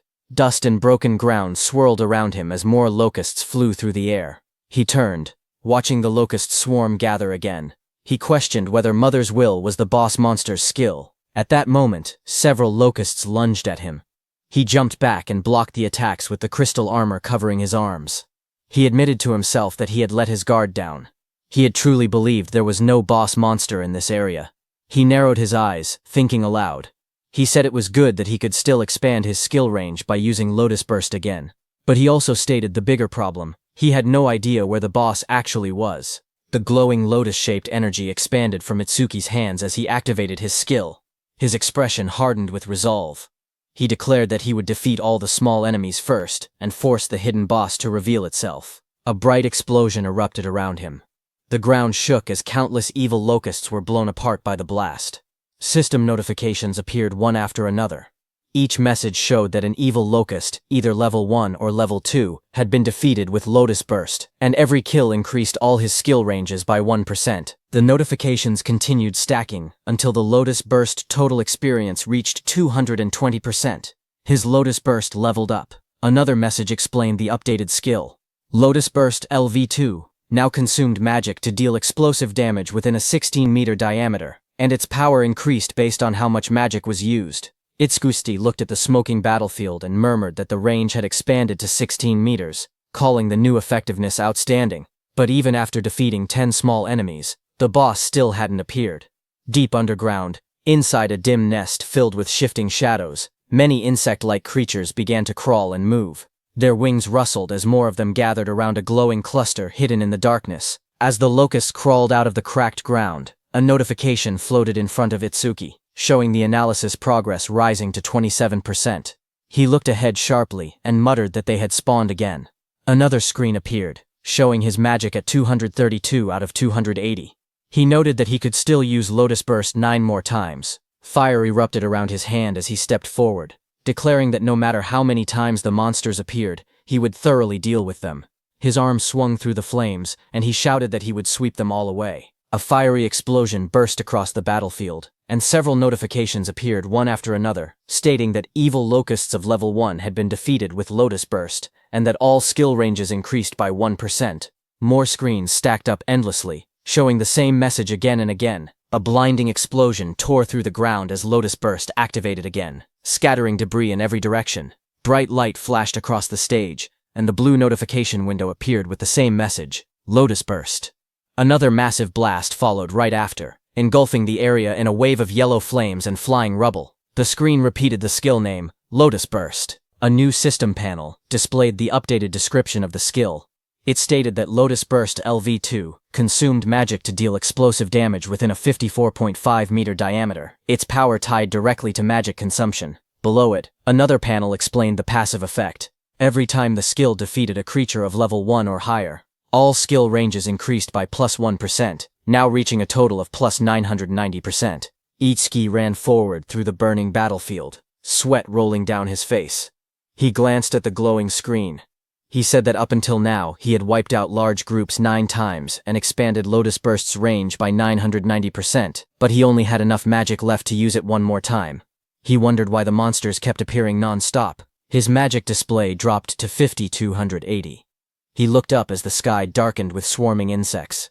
He muttered in frustration that there was no end to them.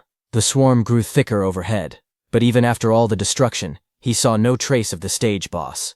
He frowned and said that there was still no sign of the boss appearing at all. He considered withdrawing temporarily from the stage and returning after the analysis finished. But even as he thought it through, the endless swarm closed in around him. Itsuki narrowed his eyes sharply as a thought erupted in his mind. He declared that behaving like that was what third-raters would do. Fire gathered in his hand, and flames wrapped around his arm. With determination burning in his expression, he stated that no matter how many disaster beasts appeared, he would defeat every single one of them. A massive explosion erupted like a lotus blooming in fire, sending shockwaves across the ground. As smoke rose around him, Itsuki steadied himself and muttered that with this attack. But before he could finish, countless more insects filled the air. Swarms surrounded him, and he realized in frustration that there were still more, and their numbers hadn't decreased at all. A glowing system screen appeared before him, showing the analysis progress at 91%. Itsuki's eyes widened as he tried to make sense of the situation. He wondered what was happening. All the disaster beasts that had appeared since the first defeat were still only level 1. Their bodies were small too, as if they had just hatched. As he connected all the dots, he realized the truth at once. The boss's ability was infinite reproduction. A massive golden insect, the queen locust, crouched in the darkness as glowing eggs shot out from its abdomen. A system window identified it. Queen locust Sumbro 379, insect tribe, level 13, gift, grade 1, lays large quantities of evil locust eggs, skill, mother's will. Itsuki looked up, sweat trailing down his face. If the queen could reproduce endlessly, then fighting the small ones meant nothing. The only way forward was to defeat the boss itself. His magic was nearly gone. But the analysis bar floated in front of him, rising steadily. 98%. He clenched his teeth as the final percentage completed. The blue sphere of the analysis pulsed outward. Analysis progress, 100%. A new message appeared. Mother's will. Analysis complete. Skill acquired. Magic detection LV1. Another window followed. Magic detection LV1. Active effect. After activation, continuously consumes magic to sense magic flow within a 100-meter diameter. Passive effect. Range expanded to 1100 meter because of Lotus Burst's passive effect. Additional passive. Each time one enemy unit is detected, the user's magic recovers by 10%. Seeing this, Itsuki's eyes widened as he read the description. A detection skill. Its effective range now stretching over 1,000 meters. And every enemy detected would restore his magic. A smile curved across his lips. The passive effect was perfect for this stage. Hunting the smaller creatures again and again would now benefit him greatly. He tilted his head slightly, his eyes shining with confidence. He thought that leaving the queen alone for a moment and clearing out more enemies wouldn't be a bad plan at all. As he lowered his gaze, he thought quietly to himself. He realized he had been keeping Choha waiting. For now, he decided to finish clearing the stage before returning. A blue system window appeared before him, announcing that magic detection level 1 had been acquired. All of his stats rose by 10 points. All debuffs were removed, and his injuries were fully healed. Another window displayed the updated numbers. His attack increased from 280 to 290. His agility rose from 280 to 290. His defense moved from 280 to 290. His magic stat climbed from 280 to 290. Where terrening his total grew from 120 to 1160. Itsuki then raised his hand to his forehead, as swirling energy surrounded him. He activated the new skill, focusing intently. He began locating the boss using magic detection. Wide ripples of energy spread out from his body, expanding across the entire area like rings on water. The waves traveled far into the distance, lighting up the surroundings as they moved. Down below, the massive golden insect boss lifted its head, its yellow eyes glowing as the waves passed over it. Itsuki's eyes suddenly sharpened. In the next instant, He spotted the reaction in the distance. He slowly raised 2 fingers and pointed them forward, a confident smile forming on his face. A surge of dark, swirling energy formed at his fingertips, twisting the air around him. He was going to use his clear orb skill. Amid the chaos, his steady voice echoed. He said that even if the enemy used its children as shields, it would be useless. The clear orb began to glow, merging with the power of Lotus Burst. A bright lotus-shaped light burst outward, illuminating the battlefield. He declared that with Lotus Burst's passive effect, and the clear orb's current flight range, the attack would definitely reach its target. A system window appeared, stating that the clear orb's flight distance was now 120 meters. In the next instant, the glowing orb shot across the field like a streak of purple lightning. Wind burst apart in its wake as the Queen Locust recoiled in shock, spreading its golden wings wide to escape. But Itsuki was already behind it, surrounded by crackling blue crystal.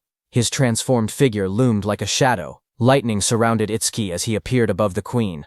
Looking at her, he said, "Checkmate." He slammed his attack down, overpowering the queen with sheer force. He cut down the queen into pieces. Immediately, the whole insect swamp was disturbed. Seeing that, he realized the swarm fell into chaos after losing its queen. Itsuki turned toward them with cold eyes. Flames erupted from his crystal-covered arm as he promised to send the remaining creatures to their mama right away. After the Lotus Burst explosion, all insects fell to the ground.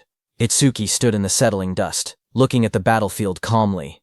He stated that all his skill ranges had increased by 1210%, that Lotus Burst's explosion radius now reached 65.5 meters, and that the clear orb's flight distance had expanded to 131 meters. A system window appeared, describing Lotus Burst at level 2. It explained that the active skill consumed magic to cause explosive damage within a 65.5 meter diameter, its power tied to magic consumption. The passive effect showed that every time Lotus Burst defeated a living creature of level 1 or higher, all skill ranges increased by 1%, now totaling plus 121-10%. A second notification appeared, showing the flight distance of the true ball, 131 meters. Itsuki looked at the result and smiled, saying it had been a good harvest. He held a green leaf in his hand while sitting on the ground, surrounded by rising dust. He then thought to himself that when the cooldown ended, he would challenge it again and raise Lotus Burst's passive effect to 5 digits. As he returned to exit the dungeon, a new notification appeared, stating new record achieved. Another line reported time used, 17 minutes 7 seconds. Standing in front of a glowing blue portal, Itsuki looked at the timer and noted that it had taken 17 minutes. He thought that Choha must be worried. He imagined Choha waiting outside. He believed that when he returned safely, she would probably act aloof again, yet he knew she was actually kind and considerate. He thought her inability to be honest was somewhat cute. Stepping out of the portal, surrounded by a swirl of blue energy, he lifted his hand and greeted her, saying he was back and sorry for worrying, but then his eyes widened sharply, shock filling them. Right in front of him, Choha appeared injured, blood on her lips. A man with glowing red eyes held her up by the collar. He looked down at Itsuki and spoke coldly. He said that going solo and coming out of the stage safely could mean only one thing. Itsuki was the guy Reiji had been looking for. Charles in the wide-brimmed hat looked at Itsuki and spoke calmly. He said the timing was perfect. He had been trying to get information about Itsuki from Choha, whom he had captured, but even in her current condition she refused to talk. Charles added that Choha had more backbone than most men. Across from him, Itsuki stepped forward. His voice was cold as he told Charles to let go of Choha with his filthy hands. He warned that if Charles did not do so now, he would only be half killed. Hearing that, Charles laughed loudly. He mocked Itsuki and told him not to get cocky, calling him just a level 0 rookie. But in the next moment, blue electricity burst from Itsuki's body as he shot forward with incredible speed. His eyes glowed with a sharp red light as he charged toward Charles. Charles flinched in fear, shouting that he was fast, then called out to Death. Before Itsuki's blow could land, Death, a giant black beast, suddenly leapt between them. Itsuki's lightning-covered punch slammed into Death instead, sending sparks and force blasting outward as Death roared. Just as Death appeared in front of Itsuki, a glowing system window appeared, announcing that a B-rank Shikigami called the Death Hound had been detected. Another window followed, showing that overmimesis had activated, with analysis beginning at 1%. When Itsuki saw the notification, he realized the truth. This dog was a Shikigami, which meant the man wearing the hat was its user. The analysis window continued to rise, reaching 12%. Charles narrowed his eyes as he watched Itsuki move. He noted that there were no wasted movements and that his opponent's speed was extremely high. He understood now why Oga had lost. Oga likely did not even have enough time to metalize before being defeated. But Charles showed no fear. He grinned and declared that he had death and a hostage. Behind him, Choa struggled weakly in his grasp. Hearing this, Itsuki shouted her name, his expression tightening in alarm. Itsuki, who stood firm and was holding Death's snout with one hand, got distracted. Death broke free from his grip and roared, baring its sharp teeth as it lunged. The monster's glowing red eyes locked onto him. Charles smirked as he spoke. He said that Death's bite force could crush any enemy with a defense lower than 30. At best, he said, Itsuki would get his arm bitten off. But the next second, Charles's expression suddenly froze. His eyes widened in shock as he looked ahead. In front of him, black spikes grew around Itsuki's body, blocking the beast's bite. Immediately, Itsuki used his Lotus Orb skill, aiming at Death. With a violent burst of energy, the Lotus Orb was released from Itsuki's hand and hit Death directly in the head. It tore through Death's skull, ripping out its core and ending its life instantly. A blue window appeared, showing the analysis progress climbing. The number reached 77%. Itsuki stood calmly over the defeated hound. He explained that without a Shikigami user was basically defenseless. Charles stared at him in disbelief. He wondered if Itsuki did not know that as a rookie, the Shikigami could respawn. On top of that, because of the B-rank skill Respawn Desire, Death's respawn time was greatly reduced. The next second, Death respawned and attacked Itsuki from behind. Charles warned Itsuki that staying careless like that would make him Death's prey. The beast charged, jaws wide open, but suddenly waves of magical detection spread out as Itsuki activated his skill, Magic Detection. Itsuki sensed Death's attack and moved with lightning speed to counter it. Well to himself that keeping Magic Detection active ever since he acquired it had been the right choice. The analysis progress climbed. 89%, 91%. Itsuki glanced at Charles, who was watching while holding Choa, and noted that the analysis would finish soon. He thought that if the Blue Lotus appeared from over Mimas, Charles might become wary. The progress bar reached 95%. Seeing Itsuki move and kick Death without even looking back, Charles started sweating. He realized the truth: this opponent had more power and more speed than Death and even possessed detection skills. He panicked, realizing he could not launch a surprise attack at all in this situation. Charles pulled Chosha in front of him and tightened his grip around her neck. His voice trembled with panic as he warned that if Itsuki resisted any further, Chosha's life would end. Itsuki watched quietly. He wanted to finish his analysis without revealing the Blue Lotus, but the situation made it difficult. Just then, a bright system window appeared before him, showing analysis progress 100%. Another screen followed. Death Eater analysis complete. Shikigami Eater has been acquired. It explained the active effect. By directly touching a Shikigami, he could take ownership of the opponent's Shikigami. Itsuki looked at the result and realized he could even control whether the Blue Lotus appeared, because the analysis had completed without revealing it. More system messages appeared, saying Shikigami Eater, Level 2 acquired. All stats increased by 20. Then a system notice explained that because Over Mimas had activated incompletely, debuff removal and full recovery had failed. Itsuki's updated status flashed. Attack, agility, defense and magic increased from 290 to 310, and his total stat points increased from 1060 to 1240. Seeing the notification, Itsuki thought to himself that skipping the Blue Lotus came with a price, since it lost its recovery ability. But he had already fully recovered once during the last stage. Because of that, he could still fight at almost full strength even without recovering now. Just then, Death charged forward with its jaws wide open, roaring as it rushed toward Itsuki. In that moment, Itsuki realized something important. He understood that this new skill allowed him to steal other people's Shikigami. He looked down at the glowing energy gathering in his hands, calm despite the danger. He thought to himself that if that was the case, then he already knew what he should do. Blue energy burst around him as he raised his hand. With sharp determination, he placed his hand on top of Death's head, deciding that he would take Charles's dog. Blue flower petals erupted like a storm. Death's body was wrapped in swirling petals of energy as the power pulled it away. The next second, Itsuki stepped forward with overwhelming speed and kicked Death, sending it blasting across the field. Death went flying and fell behind Charles. Seeing that, Charles panicked. He stared at the scene and cursed angrily, calling Death a useless mutt. He shouted in frustration, demanding to know what he had fed it all that experience for. Charles tightened his grip on the injured Choka and shouted in rage. He warned that if Itsuki resisted any further, he would snap her neck. Choka, battered and barely conscious, forced her eyes open.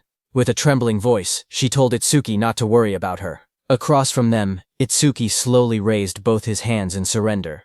He called out, telling Charles not to touch her. Seeing that, Charles smirked coldly. He said that if Itsuki had been obedient from the beginning, Choa wouldn't have had to suffer like this. Itsuki glared at Charles and asked why he was being targeted, saying he didn't remember doing anything to earn such a grudge. Hearing that, Charles sneered, accusing him of still trying to probe for information. He then explained that it didn't matter, because Itsuki would meet him soon anyway. He told Itsuki that Kinoshita Reiji was furious that Itsuki had entered a North District 4 stage without permission. He introduced himself, saying he was Charles the Hound, sent under Reiji's orders to capture him. Hearing that name again, Itsuki muttered that he needed to meet Kinoshita directly and talk things out. Charles grinned and said that Itsuki would meet him soon, but only in a battered body. He then announced that death would bite off his legs next and warned that if Itsuki wanted Choa to stay alive, he was forbidden from using that strange ice again. Charles pointed at Itsuki and gave the command, telling Death to bite off both of Itsuki's legs. Hearing that, Itsuki narrowed his eyes. Instead of fear, a cold determination filled them. He told Death to prove it was worthy of being his Shikigami. In the next instant, Death turned and lunged, not at Itsuki, but at Charles, sinking its teeth into its former master.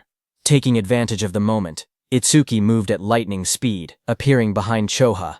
Blue sparks burst around him as he caught her gently in his arms, pulling her away from danger. Charles screamed as he stared in shock. Sweat ran down his face as he shouted, asking why Death was attacking him. Its own master. Shikigami Death stood beside Itsuki with glowing red eyes. Death growled quietly as Itsuki praised it, telling it that it did well. Itsuki then held the injured Chotra in his arms. Blue energy surrounded him as he spoke coldly. He said he would return the pain Chocha suffered 10 times, no, 100 times over. He warned that Charles would regret laying hands on them, crying and wailing. Hearing that, Charles fell back, terrified. He begged for a chance to speak, claiming he had only followed Reiji's orders. His voice shook as he suggested they team up instead. He said he would lure out Reiji for him. Itsuki's eyes glowed red. He looked down at him and said that it was a good proposal. Seeing this, Charles's expression changed. A sharp grin spread across his face as he muttered that he had found an opening. He threw a blade toward Itsuki and shouted for him to die. The attack flashed forward with blinding light, but Itsuki was calm and easily dodged the blade. His eyes narrowed as he watched the attack pass by. He muttered that he alone was more than enough to kill Kinoshita Reiji.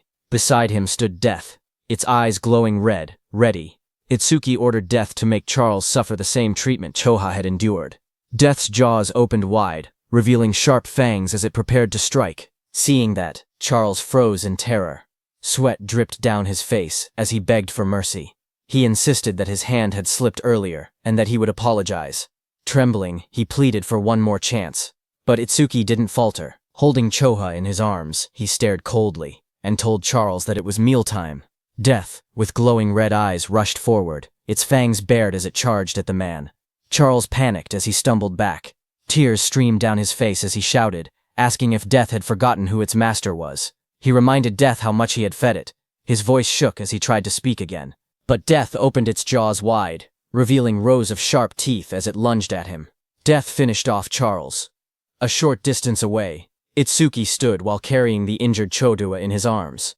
He had sensed someone watching them. Itsuki told the hidden person that he had been watching them ever since Itsuki left the stage. Itsuki then turned and asked how long the hidden person planned to stay hidden, telling him to show himself. Hearing his words, nearby tall grass rustled as someone began to move, stepping out into the light. It was a hooded blonde young man who stepped out from the tall grass, scratching the back of his head with an awkward smile. He said softly that they had caught him. Itsuki held the injured Chofa in his arms as a dark aura spread behind him. His eyes glowed as he asked the blonde man if he was working with Charles from earlier. Startled, the blonde man waved his hands frantically and shouted that he wasn't an enemy. He begged them to listen. Itsuki glanced at him coldly and said fine. He didn't have time to deal with him. Behind them, Death continued eating Charles it had taken down. Itsuki ordered Death to follow him after finishing the meal. The blonde man watched in shock. Even a savage beast like death obeyed Itsuki without hesitation. He thought that someone like Itsuki might actually be able to help him. He quickly approached and introduced himself as Iberia, asking for Itsuki's name. Excited, he said the fight earlier was amazing, even though there were some terrifying moments. He added that Itsuki must be the mysterious man who defeated Oga Takeru. Itsuki answered calmly. His name was Tenma Itsuki, while continuing to hold the unconscious Choga in his arms. Iberia nervously followed beside Itsuki. He smiled awkwardly and asked if Itsuki could lend him a hand. He said he would pay him, or he could give him karma stones, or even a weapon. Itsuki stayed silent, walking forward with the injured Choha.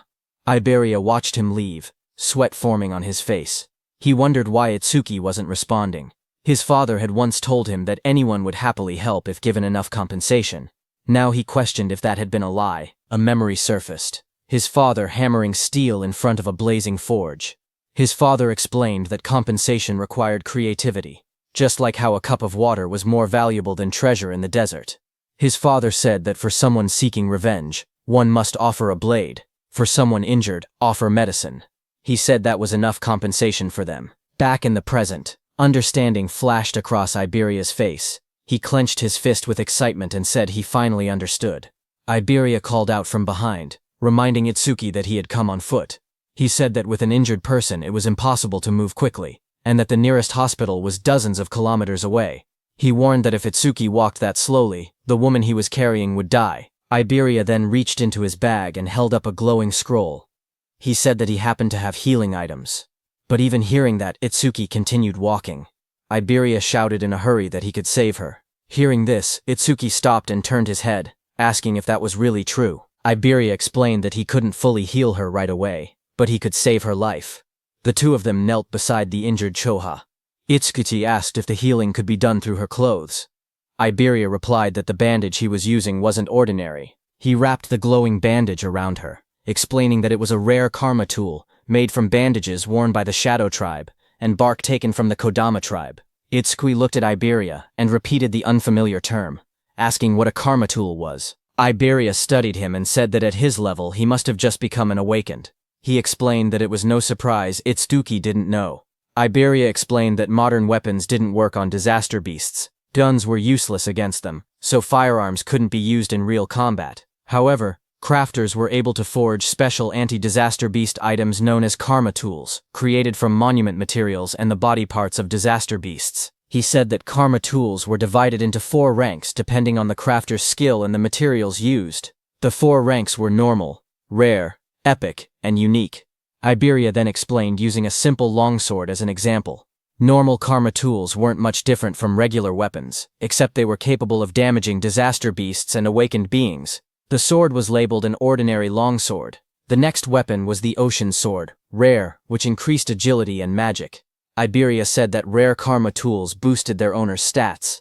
The third weapon was the blood sword, epic, which increased attack power and absorbed blood to raise the blade's temperature and reduce an enemy's self-healing by half. Iberia explained that epic karma tools not only boosted stats but also possessed special effects. Iberia continued by explaining the final rank of karma tools, which was the holy sword, unique. It granted increased attack and agility. Its unique effect allowed the user to obtain the inexhaustible magic sealed inside it, enabling infinite magic usage. Iberia said that the ultimate goal for every crafter was to create a unique karma tool, weapons with massive stat boosts and powerful one-of-a-kind effects. Iberia went on to explain that crafters themselves didn't have much combat power, and there were very few of them. But because they could forge karma tools, all awakened people respected them.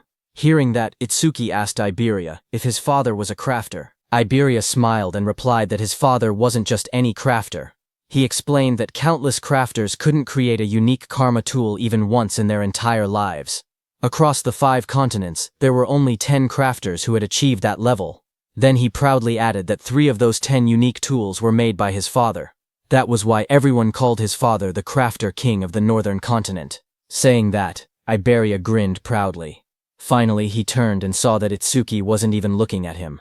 He got angry and shouted, asking Itsuki if he was even listening. He complained loudly that he was explaining everything kindly, while Itsuki was being rude.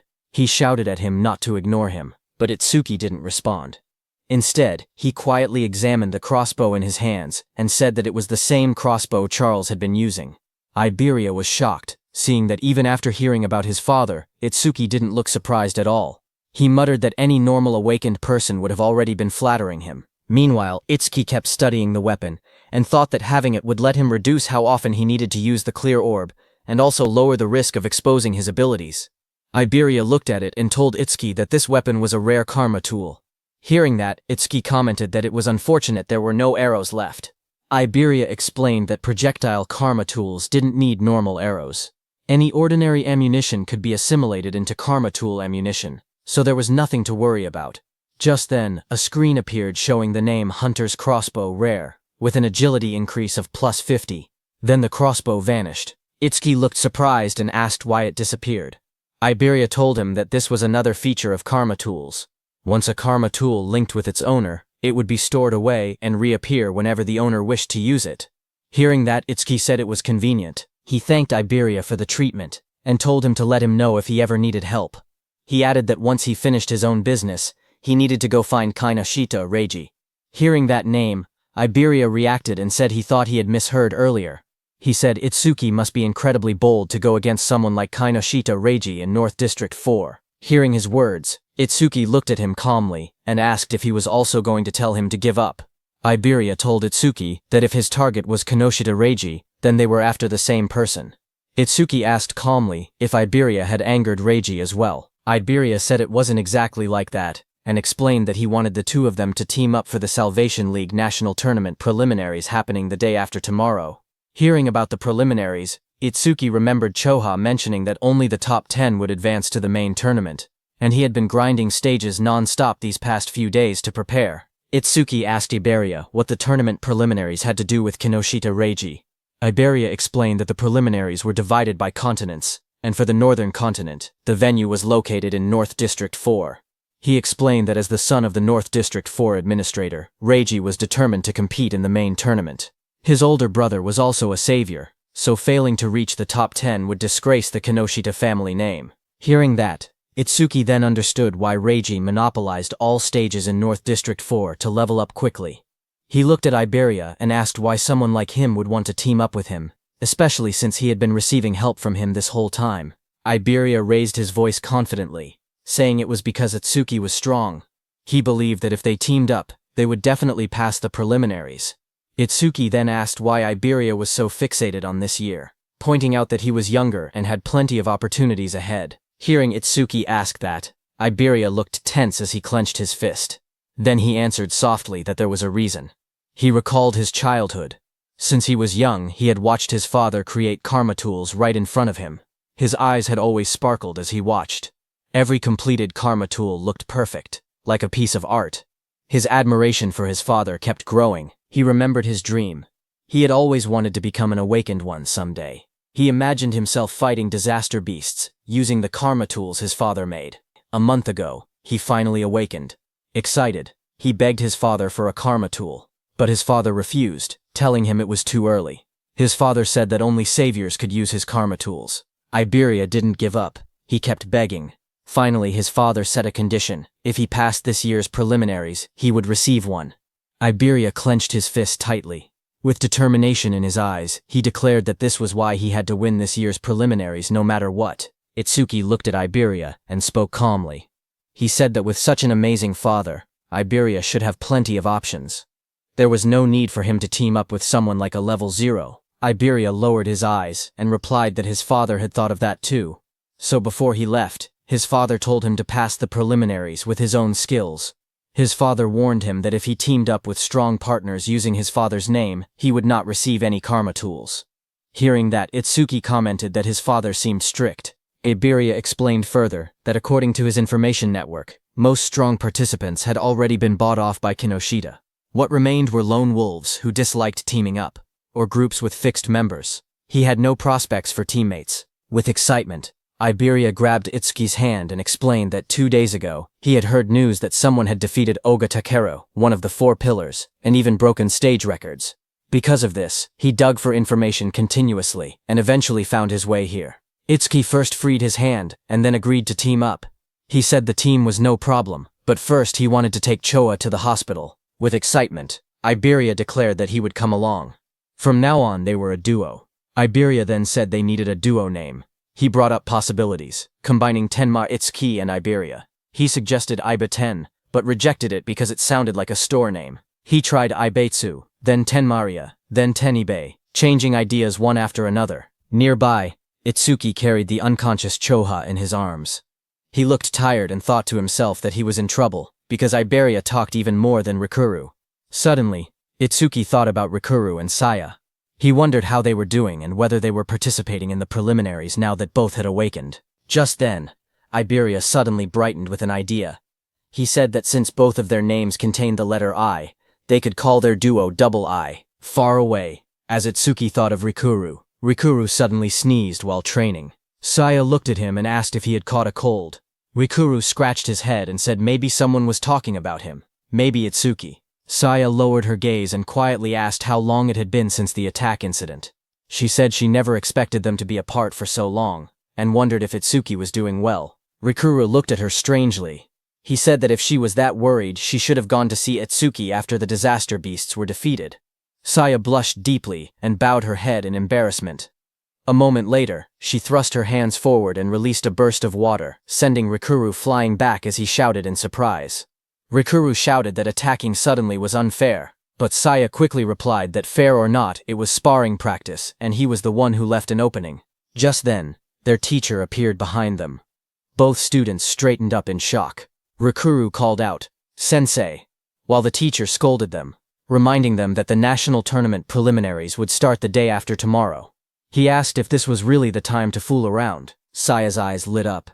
She said she was excited to finally fight other awakened people, because sparring only with Rikuru had become boring. A glowing screen appeared beside her, revealing her stats as an awakened water elementalist. Rikuru looked at his own status window as well. He said he had never been to North District 4 and had heard it was a prosperous town. He said he wanted to see it with his own eyes soon. Elsewhere, someone opened a metal case holding 3 sharp crystal stones. It was Kinoshita. He looked at the crystals and frowned impatiently. He commented that the hound still hadn't arrived and said it was unusual for him to be late. His bodyguard standing behind him wondered if something unexpected had happened. Hearing that, Kinoshita's expression darkened. He muttered that those useless fools had failed again. His glasses glowed red as a message appeared, saying the Karma Stone had been used and experience had been gained. His bodyguard asked if they should send people to search. Kinoshita looked frustrated and said to forget about that person. The national tournament preliminaries were the top priority now.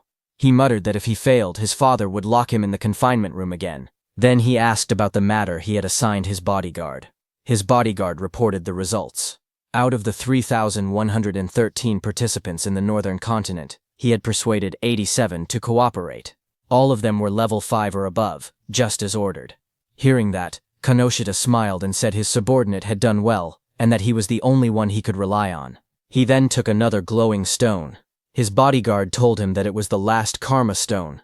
Light surrounded Kinoshita as he broke it. The experience was absorbed, and his level went up. Power surged around Kinoshita as lightning burst from his body.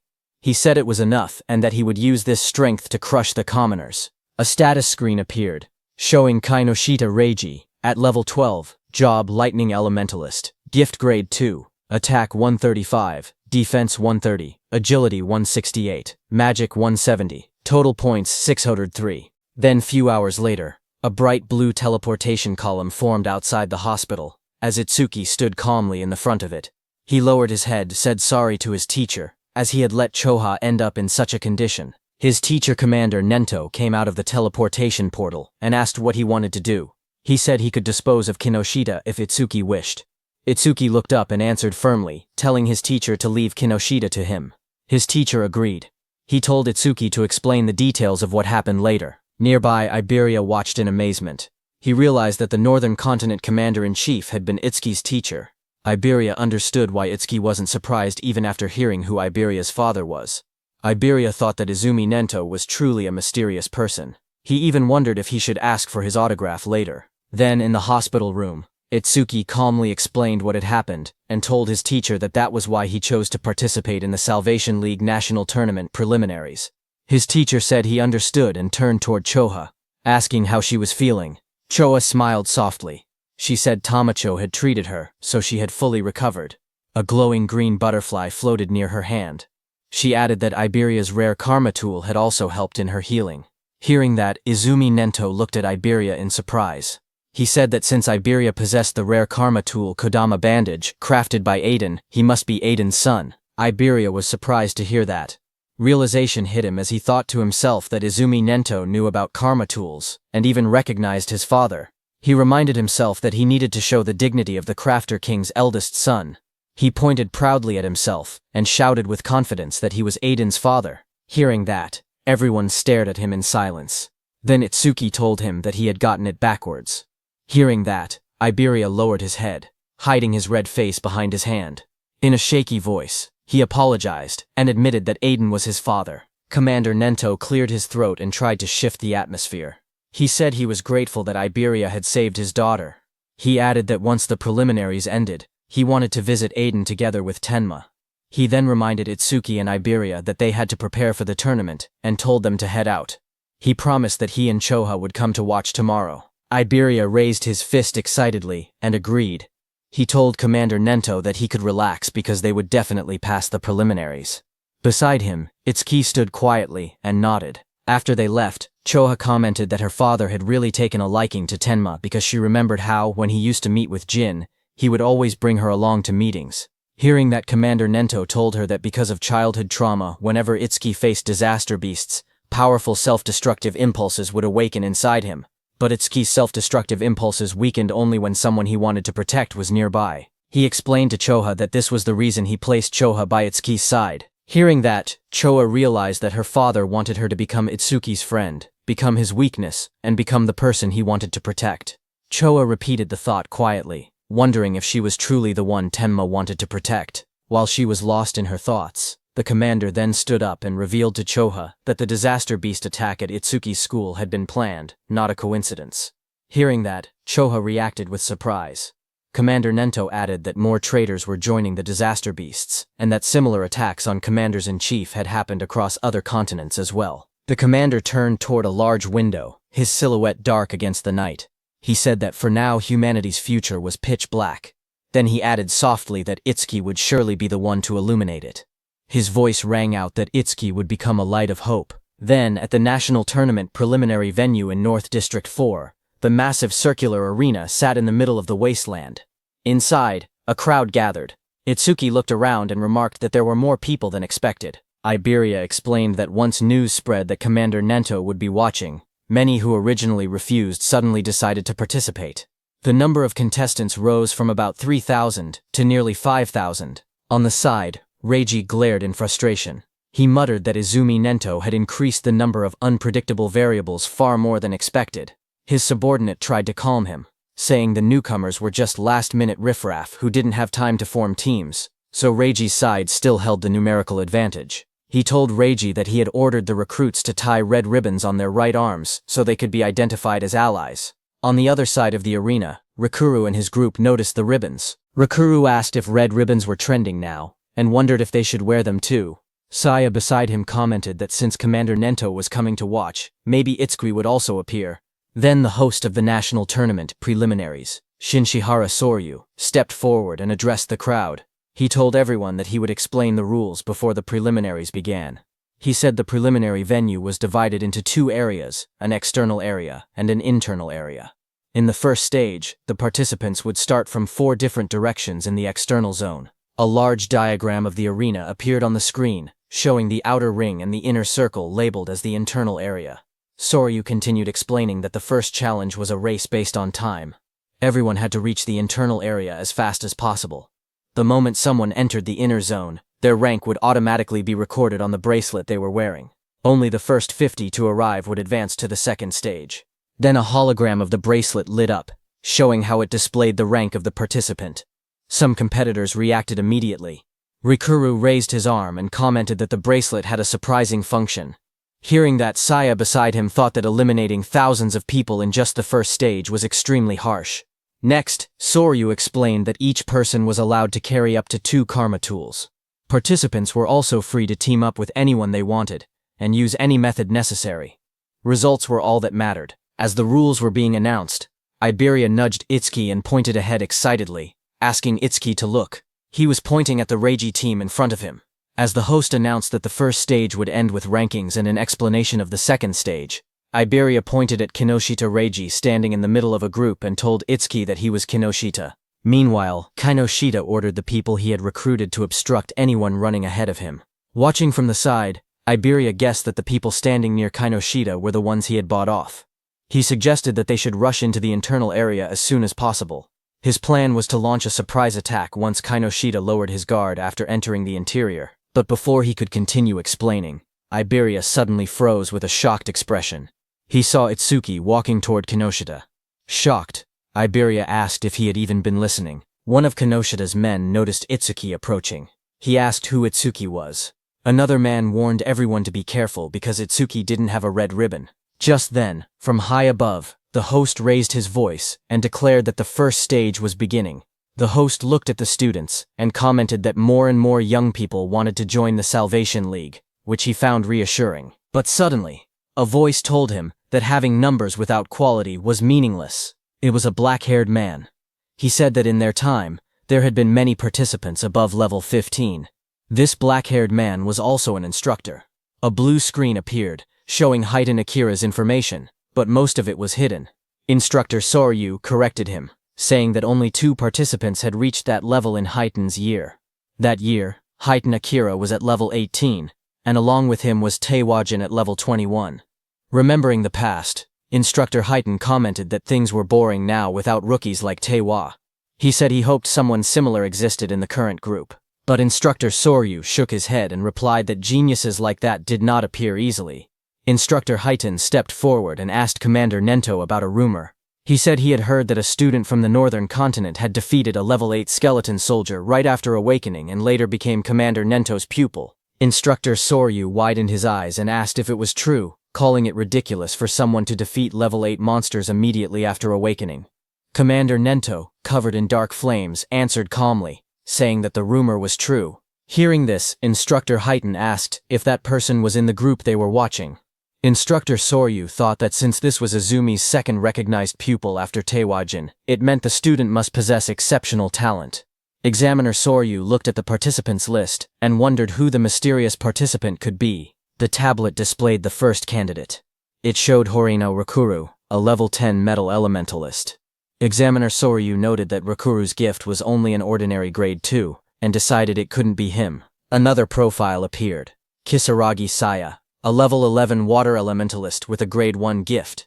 She specialized in support-type abilities, so he assumed she wasn't the one either. The next image revealed Hanyu Kana, a wood elementalist at an unusually high level 16. Seeing this, he guessed she must be the hidden talent, but when he looked at Commander Nento, he didn't say anything. Seeing that, Instructor Soryu realized that his guesses seemed incorrect, even though Hanyu had the highest level among all participants. Just then, Instructor Heitan pointed out that among this year's participants, there was even someone at level 0, but Instructor Sorya didn't think much of it, and remarked that there was always one person every year who joined the tournament out of curiosity, only to get beaten badly and withdraw soon after. On the other hand, Kinoshita's group burst into laughter as Kinoshita pointed toward Itsuki, shouting in disbelief that a level 0 had really joined the competition. His team laughed loudly, mocking Itsuki and asking if he had gotten lost. Hearing them, Itsuki stepped forward silently and raised his hand, showing the mechanical glove of Charles on his hand. Kinoshita froze when he saw the glove. He stuttered, recognizing it as something belonging to Charles. Fear spread across his face as he demanded to know who Itsuki was. Itsuki stared directly at Kinoshita and asked if Kinoshita was the one who had been looking for him this whole time. Hearing that, Kinoshita grew furious. He refused to believe it. He shouted that there was no way a level 0 could have defeated Oga. He insisted that Itsuki must have been sent by someone just to shake him up. He then pointed forward and yelled for his group to attack. The men beside him grinned confidently and stepped forward. They said they would handle it and make Itsuki regret provoking them. While Kinoshita's men stayed back to block Itsuki, with a burst of purple lightning, Kinoshita rushed toward the center, saying he didn't have time to deal with trash like Itsuki. As Kinoshita left, his remaining men formed a circle around Itsuki, ready to attack him.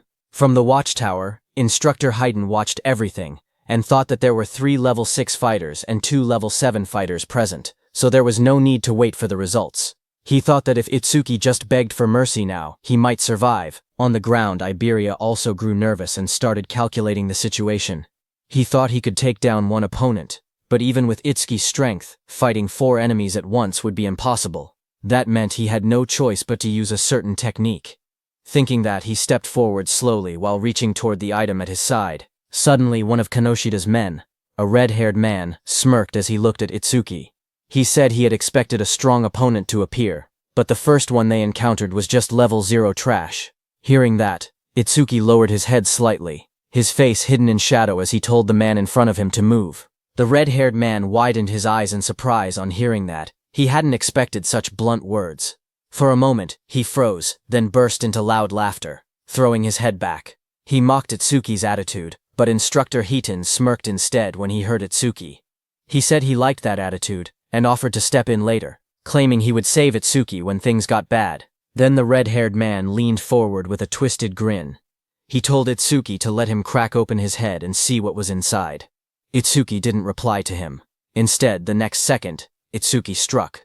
His fist slammed into the red-haired man's face with overwhelming force, sending blood and broken teeth flying. As the red-haired man fell backward, screaming, Itsuki repeated in a cold voice that he had already told him to move. Instructor Hiton was shocked to see that Itsuki's opponent had been 7 levels higher than him. Yet Itsuki had defeated him instantly. He couldn't believe that Itsuki had instantly killed the red-haired man. Kinoshida's other fighters stared in shock. One man shouted that Honda was level 7 and couldn't understand how a rookie defeated him. Another tried to calm him, saying the rookie must have caught Honda off guard. Flames swirled violently in the hands of that fighter as he growled that he would burn the rookie to a crisp. A system window appeared beside him, showing that he was using the B-rank skill flamethrower at full output. A massive wave of fire shot out. Iberia, watching, gasped, saying the attack was so fast he couldn't even use his karma tool in time. The flames roared across the arena. One of Kinoshida's fighters commented that the attack was overkill for a level 0, but the fighter who threw the fire said deaths in the preliminaries were common. He added that if the rookie wanted to resent someone, he should resent himself for acting cocky at level 0. But another fighter suddenly pointed forward, shouting that something wasn't right. As the flames cleared, everyone looked toward the center of the blast. Itsuki had created a huge black ice wall. Flames danced around it. One fighter stared at the scene and yelled, asking what this was. Inside the black ice wall, Itsuki and Iberia stood unharmed. Iberia stared at the scene with wide eyes. He shouted in shock that Itsuki had blocked such a wide-range flame attack completely. To him, it was exactly what he had expected from someone that strong. Itsuki didn't react to the praise. Instead, he looked to the side and told Iberia to get away from him. A system window appeared beside him. It stated that he had blocked a B-rank fire skill using Black Wall, and his defense increased by 10%. Another window listed his updated stats. Attack 310, Agility 310, Defense 341, Magic 310. Seeing that, Itsuki noted that his defense had increased by 31. He thought to himself that he needed to confirm whether Black Wall's passive effect would activate again if he blocked the same skill more than once. From a distance, one of Kinoshida's fighters pointed at Itsuki in disbelief. He asked how Itsuki was still unscathed, and wondered if that strange ice-like shield was really his ability. He looked around in confusion, saying there wasn't even a water elementalist present, so how could Itsuki use ice skills? Itsuki then stepped forward and raised a finger.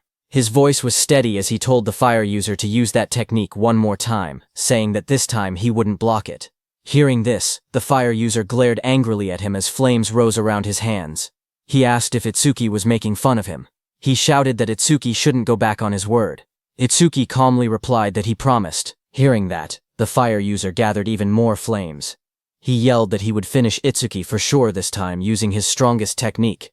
A massive fiery blast formed in front of him as he used his B-rank skill flamethrower, Overheat. Seeing the fireball coming, Itsuki just stood there, unfazed in front of the swirling firestorm. He noted that the power was stronger than before, but it was still just a fire attribute skill. A wave of flames roared forward, engulfing Itsuki and the whole area around him. Seeing that, the fire user pushed both hands out desperately. Another fighter behind him looked shocked and said he was taking things too seriously. But the fire user muttered that the attack's power probably rivaled level 8. Sweat dripped down his face as he felt his magic drain instantly. He thought to himself that this was his ultimate technique. It felt wasteful to use against a level 0, but he declared that the farce would end now. But the next second, the fire user fell back in shock, his eyes wide and sweat dripping down his face. He stared at Itsuki standing calmly before him and shouted that it was impossible. Across from him, Itsuki examined the black ice covering his arm. He muttered to himself, realizing something. When the same skill came from the same target, Blackwall's passive effect no longer activated a second time. With a quiet nod, he said that he understood. He stepped forward confidently. Cracks of heat and smoke spread across the ground as he declared that the verification was over, and now he would finish this.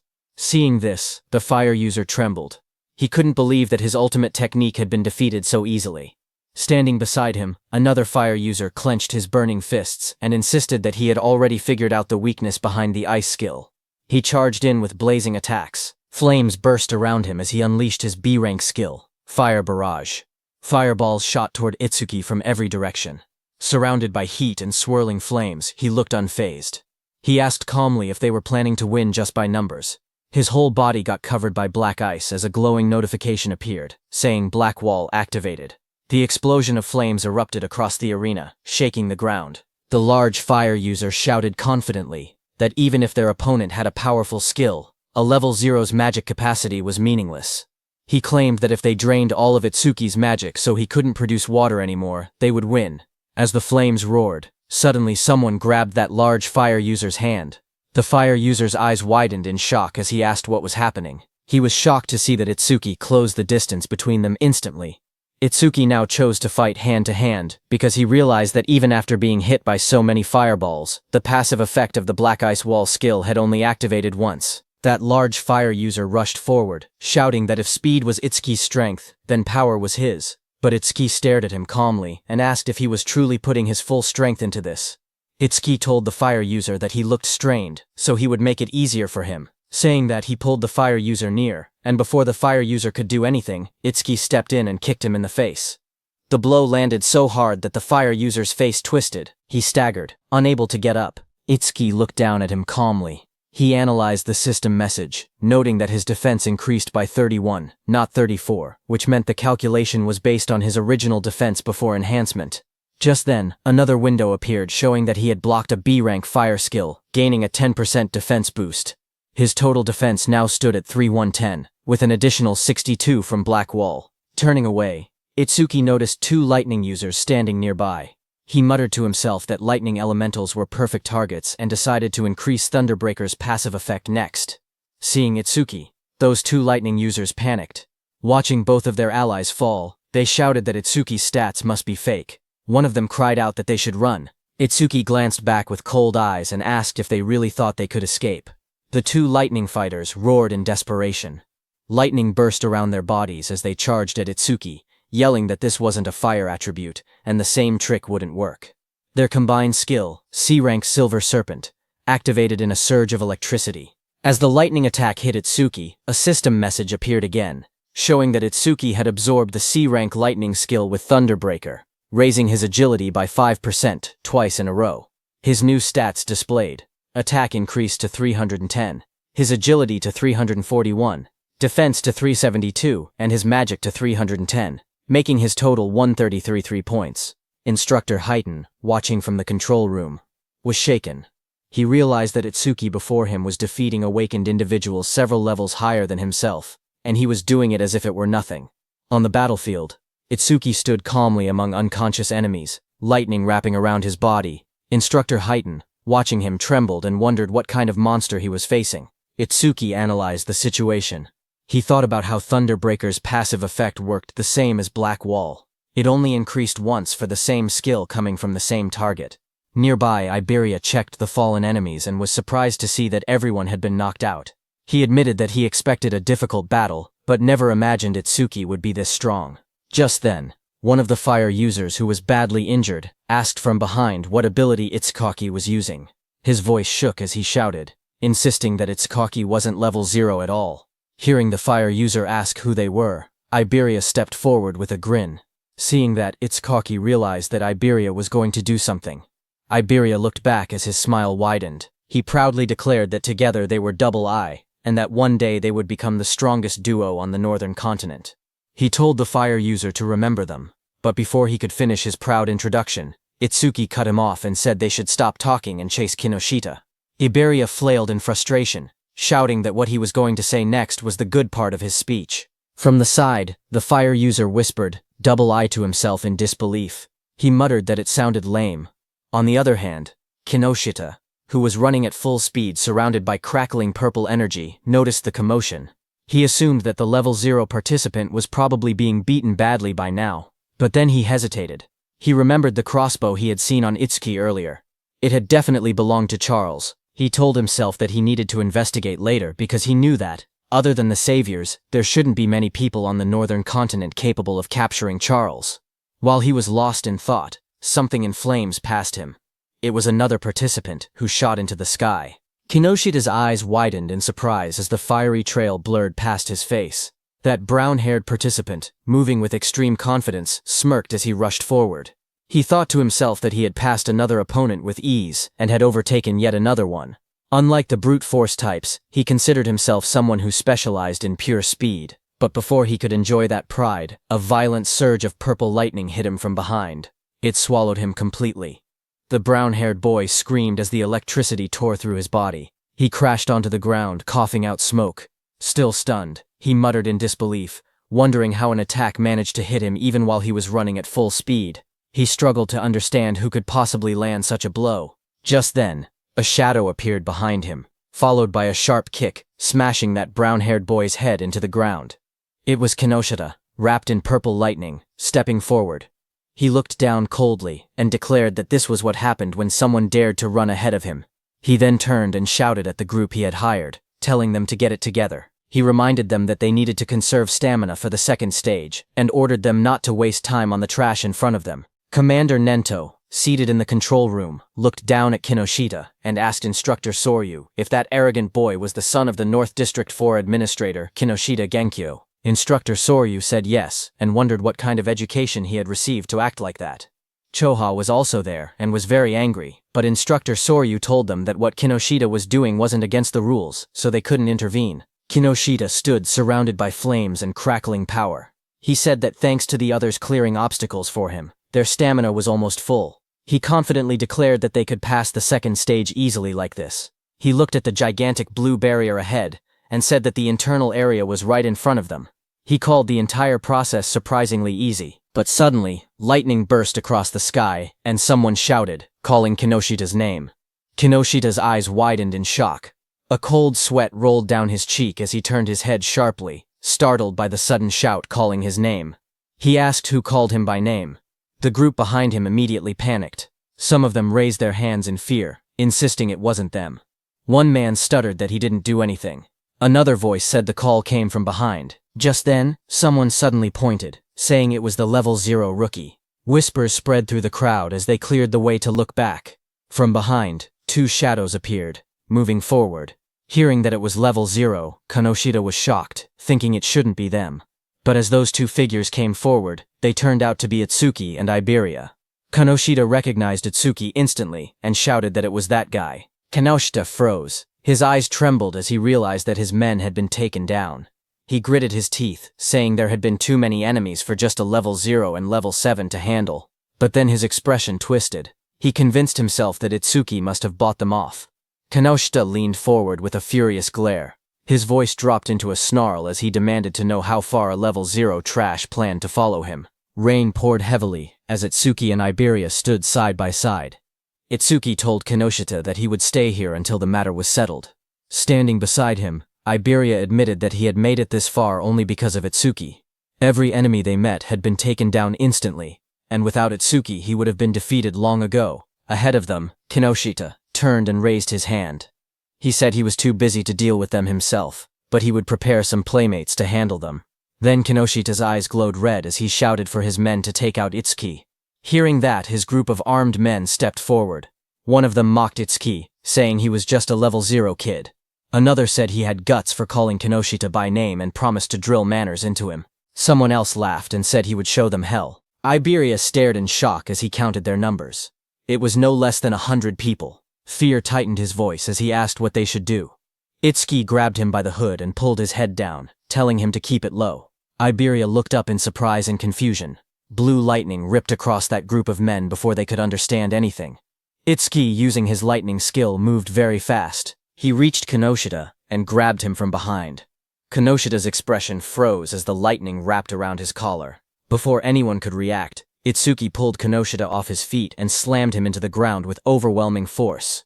And before Iberia could understand anything, Itsuki threw him toward the blue barrier. Both Iberia and Kinoshita landed on the ground. Shock filled their faces as they didn't understand what had just happened. In front of Kinoshita, Itsukoshi stepped forward and said it seemed he hadn't been clear. Then he corrected himself and told Kinoshita and his men that until everything was settled, no one was going anywhere. His cold gaze made everyone freeze where they stood. Inside the internal area, Saya dropped to her knees, breathing heavily. A screen beside her showed her result. Internal area arrival rank 4th place. She complained that the guys wearing red ribbons had all teamed up and obstructed them again. Beside her, Rikaru lay on the ground, catching his breath. His own screen showed internal area arrival rank 5th place. He said that if they had acted separately, they might have fallen before reaching the area. Rikaru looked up, shocked, saying he thought they were pretty fast. But now he realized there were people even faster. A huge man holding a large hammer stood nearby. He was Ubo Gale, who ranked in 3rd place. He clicked his tongue, annoyed that he only placed 3rd. At his feet, a cat-eared girl stretched lazily. She was Akagami Shion in 2nd place. There was a cat on her back that yawned. Akagami Shion told her she had just eaten and was already hungry again. Then the two looked toward another girl across the room. She was Hanyu Kana in 1st place. She sat calmly on the ground, a cloak draped around her. They whispered that she was already level 16. Looking at all of them, Saya thought about Itsuki. She said he would definitely act alone, and if he was obstructed like they were. But suddenly Rikuru pointed upward, panicked, saying someone was flying toward them. She slowly lifted her head, eyes widening as she looked up at the sky.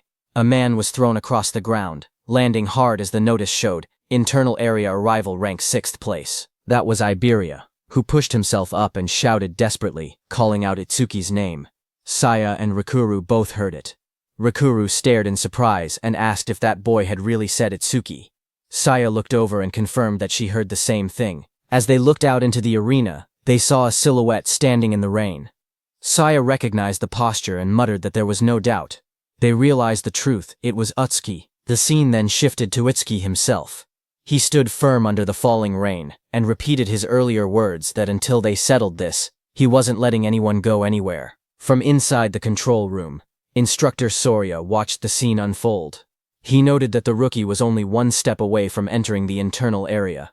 He wondered why he was so focused on Kinoshita Reiji. Choha watched Itsuki with a worried expression.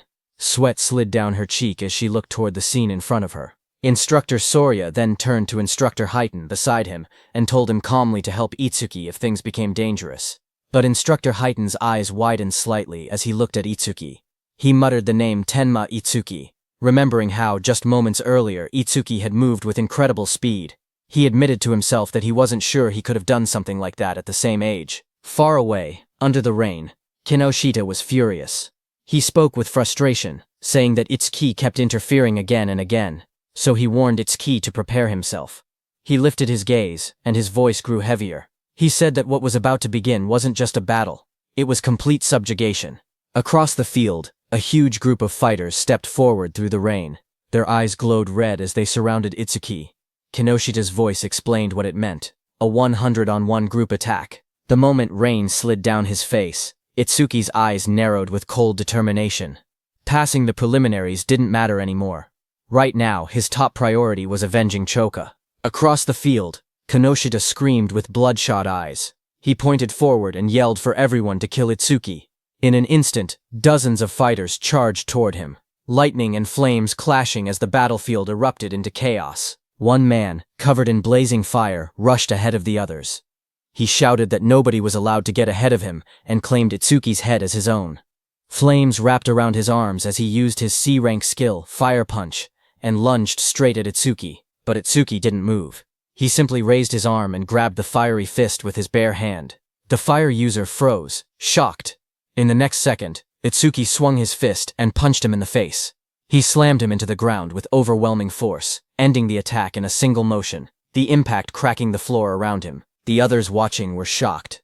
One of them shouted in disbelief that their companion had been knocked out with just a single punch. Another quickly tried to calm everyone, saying they had many people on their side and there was no way they would lose to someone who was still level 0. More voices joined in, urging everyone to attack together. Itsuki stood calmly as they prepared to charge. He muttered the word perfect as a system window appeared in front of him. It stated that he had blocked a C-rank fire skill using Black Wall, and his defense had increased by 10%. Itsuki then raised his clawed arm, flames swirling around him. He declared that he would end this farce quickly. The fiery lotus in his hand glowed brighter as the system announced, Lotus Burst. Activated. The flames wrapped around his whole body, spinning wildly, and then Suki clapped. A massive explosion erupted. The fire burst outward like a wave, blasting everyone off their feet and sending bodies flying across the arena. The dust settled, and everyone stared at the ruined ground. Rikuru trembled as he looked at the destruction. He asked in shock if this overwhelming attack was really Itsuki's skill. Behind him, Saya covered her mouth, unable to speak. Gaku rushed over, asking what had just happened. Beside him, Shion calmly stroked her small cat, saying that Michan should be able to swallow an explosion of this size without any problem, speaking as if the blast meant nothing. Not far away, Kana sat silently with her sword, her expression unreadable as sparks drifted through the air. From inside the control room, Instructor Soria stared at the screen in disbelief. He shouted that the explosion had been caused by a level 0. He couldn't understand how someone with such a low rank could use so much power. What shocked him even more was how Itsuki used skills that didn't belong to his job class at all. Instructor Haiten was also shocked. Choth couldn't believe her eyes because she never knew Itsuki had learned an AoE skill. She thought back to the Locust Wasteland incident and finally understood why he had been so confident back then. She looked at him, wondering just how many trump cards he had. On the battlefield, Itsuki stood calmly. His suit was torn, and faint flames glowed around his clawed hand. He thought that 30% of his power would be enough. Since his opponents were human, he reminded himself to hold back and not to kill them. Kinoshita looked at the destruction in front of him. Smoke filled the air as the ground cracked open. Bodies lay scattered across the arena. Itsuki was standing in the middle. He looked straight at Kinoshita and said that he was the only one left. Seeing that, Kinoshita panicked, sweating heavily. He shouted that there had been over 100 people, and they were all taken out instantly. He asked why Itsuki was targeting only him. Itsuki stepped forward through the smoke. He repeated Kinoshita's words, and said that it was Kinoshita who had attacked him first and seriously injured his friend. Itsuki said now he would return the pain she had suffered back to him. Enraged, Kinoshita released a surge of purple lightning. He called himself the young master of the prestigious Kinoshita family, saying every stage in the area was under his control.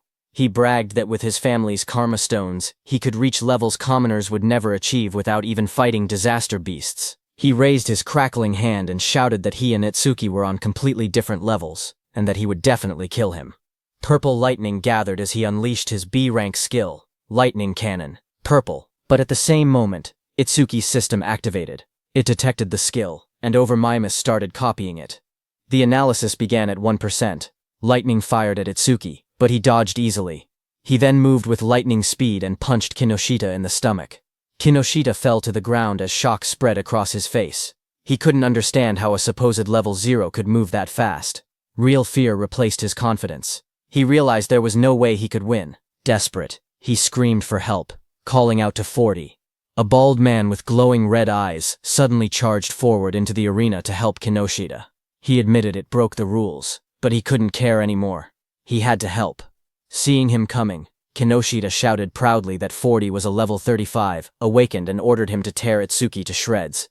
Watching from the control room, Commander Nento called out to Haiten. Haiten, who stood in front with a sharp grin, nodded and answered that he understood. Rain poured over the arena as Itsuki's magic detection flared.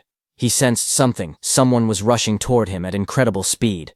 His analysis window appeared again, showing analysis progress, 19%. But before Itsuki could do anything, he suddenly realized that it wasn't just one attacker. Multiple people were coming. A figure crashed down from the sky, landing on Kinoshita's bodyguard, 40, with heavy force. Dust shot up everywhere, as Itsuki stood calmly watching with sharp, focused eyes. His expression didn't change. He simply observed the incoming threat. But then he realized that it was Instructor Haiten, who sat calmly on top of Kinoshita's bodyguard. Without even looking back, he told Itsuki to keep going. Utsuki then turned and stood in front of Kinoshita, surrounded by glowing purple lightning. He stared down at the trembling Kinoshita and said that it looked like his lifeline wouldn't be coming anymore. Seeing Itsuki, Kinoshita panicked. He stuttered and begged for a moment, explaining that his father was the North District 4 administrator, and his brother was a member of the Salvation League. Sweat rolled down his face as he warned that touching him would cause trouble. Before he could finish, a scream tore through the air, long and painful. The next moment, Kinoshita lay flat on the cracked ground, unconscious. Rain fell lightly around him. Itsuki walked away slowly, his coat swaying in the wind. He then looked up at the control room and muttered softly that this settled the score for Choha. From the control room, Choha looked toward him while blushing, realizing that he did this for her. Instructor Soria was surprised to see that Itsuki had really beaten Kinoshita Reiji, but he wondered why Itsuki was suddenly looking their way. Meanwhile, the system window showed Itsuki that his analysis was at 99%. He thought to himself that if he paused it now, he could reset his condition once during the second stage. He stopped the analysis just before completion. Just then, from the internal area, Saya shouted Itsuki's name. Hearing her voice, Itsuki froze for a moment. His eyes widened as he recognized it. He turned slowly toward the sound. He whispered her name, Saya. As he saw her standing in the internal area with Rikuru and Iberia, Saya stood in the rain, holding her arm as the cold wind hit her. She looked up and softly asked Itsuki to hurry inside. She told him he would catch a cold if he stayed out any longer. As Itsuki came inside the internal area, Saya smiled gently and said it had been a while. In front of her stood Itsuki, whose arrival rank in the internal area was 7th place. Just then, suddenly, Rikuru and Iberia rushed toward Itsuki, shouting his name. Rikuru cried that he wanted to see him, calling him a bastard out of frustration and relief. Both of them hugged him tightly, crying that they were glad he was safe. But when both of them saw each other hugging Itsuki, they glared at each other. Rikuru demanded to know who he thought he was, crying on Itsuki like that. Iberia pointed at himself in confusion, asking who he was. With a proud grin, Iberia raised his fist and declared that he was Itsuki's partner. Hearing that, Rikuru shouted angrily at Itsuki, saying he never heard about him teaming up with someone else. He called him a traitor. Saya looked at them with surprise, while Itsuki stood quietly beside them. Soria thought it was rare for Itsuki to make friends. Iberia and Rikuru started arguing. Iberia asked how Itsuki was a traitor and whether Rikuru had been in a duo with him. He demanded to know their duo name. Rikuru yelled back, asking why a duo name even mattered, and saying they weren't kids. He then asked if they themselves had a duo name. Iberia immediately puffed up with confidence and said, "Of course." Hearing that, Rikuru asked him to say it. Itsuki, watching from the side, quietly whispered for Iberia not to say it, but Iberia's eyes shone dramatically as he proudly announced the duo name, Double I. He insisted it took a lot of effort to come up with it. Hearing that, Rikuru fell to the ground laughing, saying Double I sounded lame. Iberia became frustrated and shouted that it was a good duo name. Just then, Instructor Soria walked out onto the high platform. He announced that 500 people had reached the internal area, and those who had not arrived were eliminated. He said the second stage would begin shortly.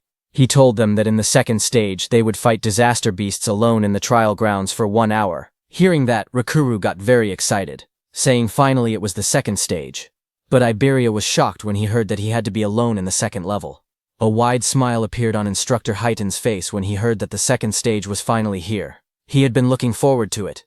He looked at the top 7 participants, wondering what they had got. These 7 participants were Kana at first stage rank 1st, Shion at first stage rank 2nd, Gaku at first stage rank 3rd, Saya at first stage rank 4th, Rikuru at first stage rank 5th, Iberia at first stage rank 6th, and Itsuki at first stage rank 7th. Then sometime later, as the large metal structure stood in the center, countless participants gathered around it from all sides. Itsuki and the others walked toward the entrance. Rikuru looked up and asked if the second stage venue was inside the building. Iberia said that this place felt gloomy and scary. Rikuru asked Itsuki that it had been a while, and he was still at level 0. He asked if his level was still fixed at level 0. Itsuki quietly answered yes. He then asked how Itsuki became stronger if his stats never increased. Iberia agreed, saying he was also curious why Okuki was so strong despite being level 0. Okuki looked away awkwardly and said his teacher told him not to tell people. Saya reminded them that they learned in class that order breaker skills were state secret level. She told Ikuki he didn't have to deal with the questions. Then suddenly, far ahead, the instructors and Commander Nento, along with Choha, appeared. They walked forward with serious expressions. Instructor Soria asked if everyone was ready.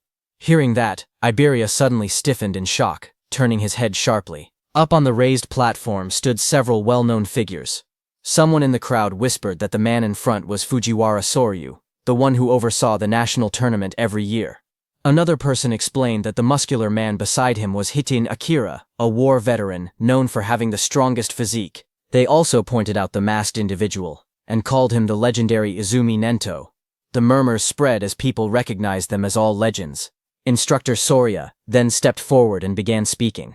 He announced that he would now explain the second stage rules, and told everyone to listen carefully. He continued, saying that various disaster beasts would appear in the trial grounds and kill points would differ based on difficulty. A screen appeared showing the values. A hard-class disaster beast gave 1,000 kill points. Another screen listed the full chart. Beginner class, 100. Normal class, 500. Hard class, 1,000. And nightmare class, 5,000 points. He explained that after defeating each disaster beast, participants would receive a 1-minute break before being forced to advance to the next difficulty. Hearing that, Gaku, holding a long staff, smirked confidently.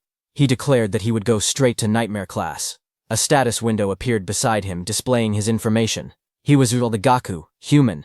Level 13, Job at Elementalist, Earth Gift. Grade 2. Status, undisclosed. Just then, Itsuki stepped forward slowly, his voice low as he said that he had a question. Seeing that, from around him, several contestants whispered among themselves. They pointed at him and mocked him, saying he was only level 0. Some wondered how he even passed the first stage. Others laughed, claiming he must have been carried.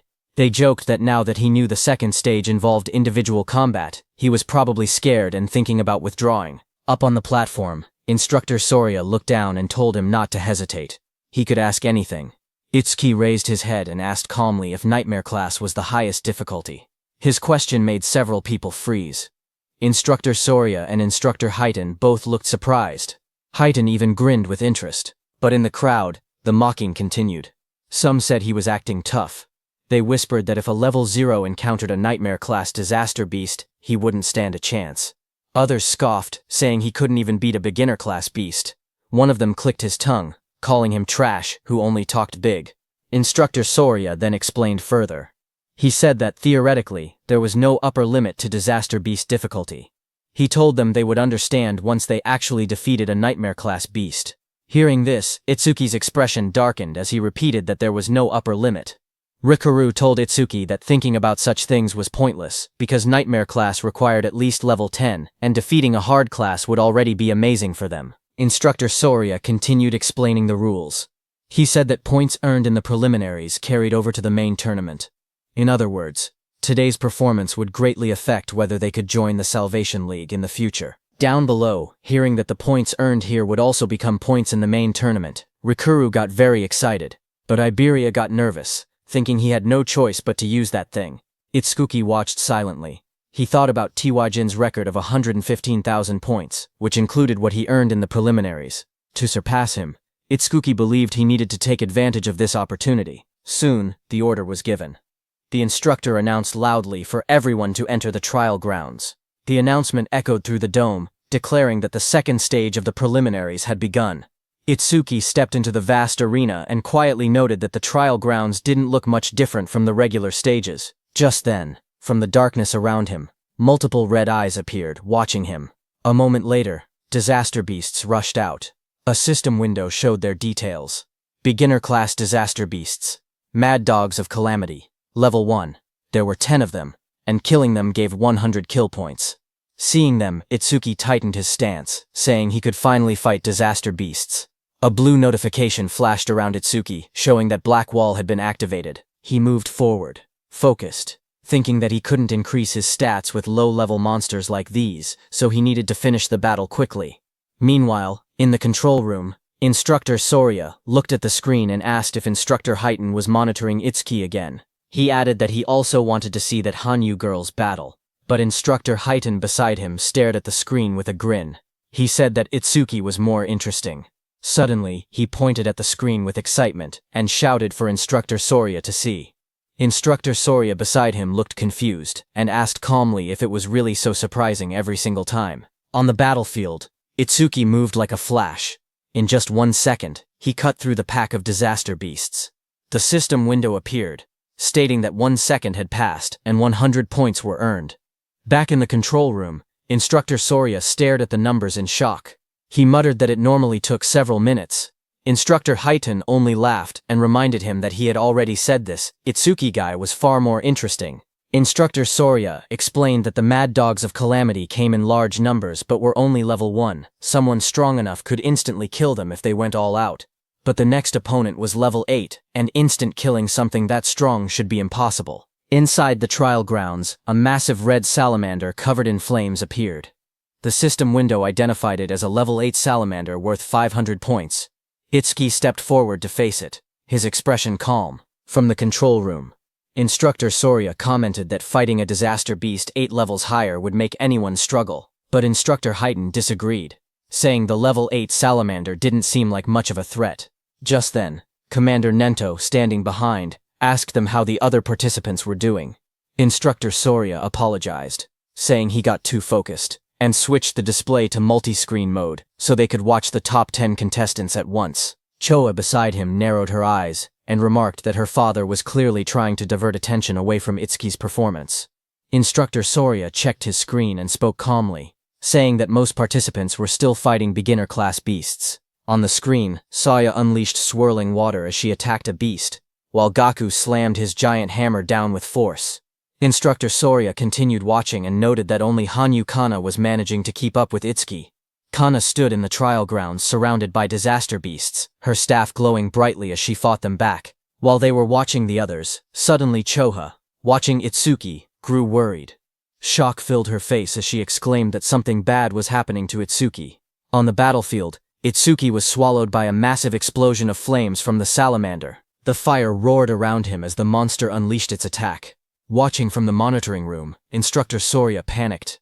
He wondered if Itsuki had used too much stamina on the earlier enemies and failed to dodge. He shouted that taking those flames head-on would end badly and ordered the medical team to be called. But Instructor Highton beside him stopped him with one arm. He told Instructor Soria to wait and watch a little longer. With the speed Itsuki had shown earlier, he believed dodging this level of attack should be easy for him. On the battlefield, as the flames disappeared, Itsuki came out covered in dark ice-like armor wrapped around his entire body. A system window appeared beside him, announcing that Black Wall was activated. In the next moment, he rushed forward. Blue flames flared around him as he swung his arm, creating 2 bright arcs of power that sliced past the massive monster. The creature's huge body trembled, a clean cut appearing across its scales, its giant body splitting apart. In front of it, Itsuki stood calmly, smoke drifting from his shoulders. A system window appeared in front of him, displaying that time used was 5 seconds, and he earned 500 points. Watching from the control room, Instructor Soria stared at the screen in shock. He shouted in disbelief, wondering how Itsuki remained completely unharmed, and whether the ice armor covered his entire body. Instructor Highton beside him narrowed his eyes, questioning why Itsuki chose to take the monster's attack instead of instantly killing it. Just then, another system notification appeared beside Itsuki showing that he blocked a C-rank fire element skill with Black Wall. His defense increased by 10%. Itsuki looked at the message and thought to himself that he needed to take every chance available to increase his stats. Just then, a blue screen appeared beside Itsuki, showing his updated stats. It stated that his defense had now risen to 484. A full status window opened. It displayed, Tenma Itsuki, Human. Level 0, Fixed, Job, Order Breaker, Nirvana Gift, Nirvana Special Grade. Skills, Over Mimesis. Z Rank, Thunderbreaker Level 1, Black Wall Level 2, Lotus Burst Level 1, Clear Orb Level 1, Magic Detection Level 1, and Shikigami Eater Level 1. His status was, Attack 310, Agility 341, Thunderbreaker Increase, 10%, total 1395 points. Then another screen appeared, counting down. Remaining break time, 58 seconds. There was an option to skip break. Itsuki lifted a finger toward the yes option and pressed it. He calmly decided that he wanted to test his enhanced defense against the next disaster beast. From the control room, instructors observed the next trial.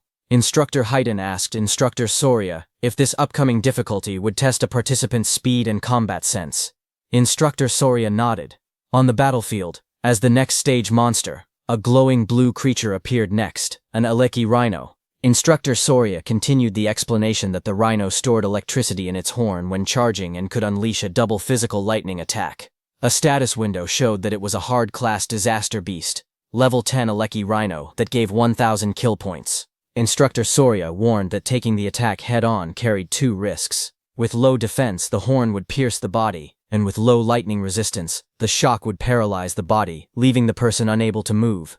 Instructor Soria quietly explained that to defeat the Aleki rhino, there was only one method. He said a fighter had no choice but to rely on speed, using clever movements to wear the beast down and strike only when it was exhausted.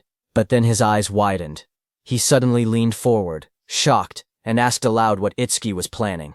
Inside the arena, Itsuki calmly stood before the massive blue rhino. He reached out and placed his hand on the creature's glowing horn. Itsuki examined the horn closely and said that this horn was perfect for testing his defense. The rhino didn't like Itsuki touching it. The Aleki rhino let out a heavy breath, electric sparks rippling across its body as it prepared to attack. Power surged through its horn. The next second, the rhino hit Itsuki with its thunder horn, sending him flying upward, heading straight toward the rooftop. The impact sent Tenma flying backward as swirling energy wrapped around his body. Chulsha saw him fall and screamed his name in panic. Instructor Haydn watched quietly and remarked that Itsuki always acted unpredictably, yet his results always went beyond imagination. A massive explosion shattered the rooftop as Itsuki hit it hard, but he was completely fine. A system window appeared, stating that Itsuki had absorbed a C-rank lightning element skill called Thunderbreaker, increasing his agility by 5%. Itsuki crouched amid the broken rooftop and noted that the test was complete. Attacks from disaster beasts below level 10 could no longer injure him. With his eyes glowing red, he lifted his head and declared that it was time to settle this. Lightning wrapped around Itsuki's body as the system announced that Thunderbreaker had been activated.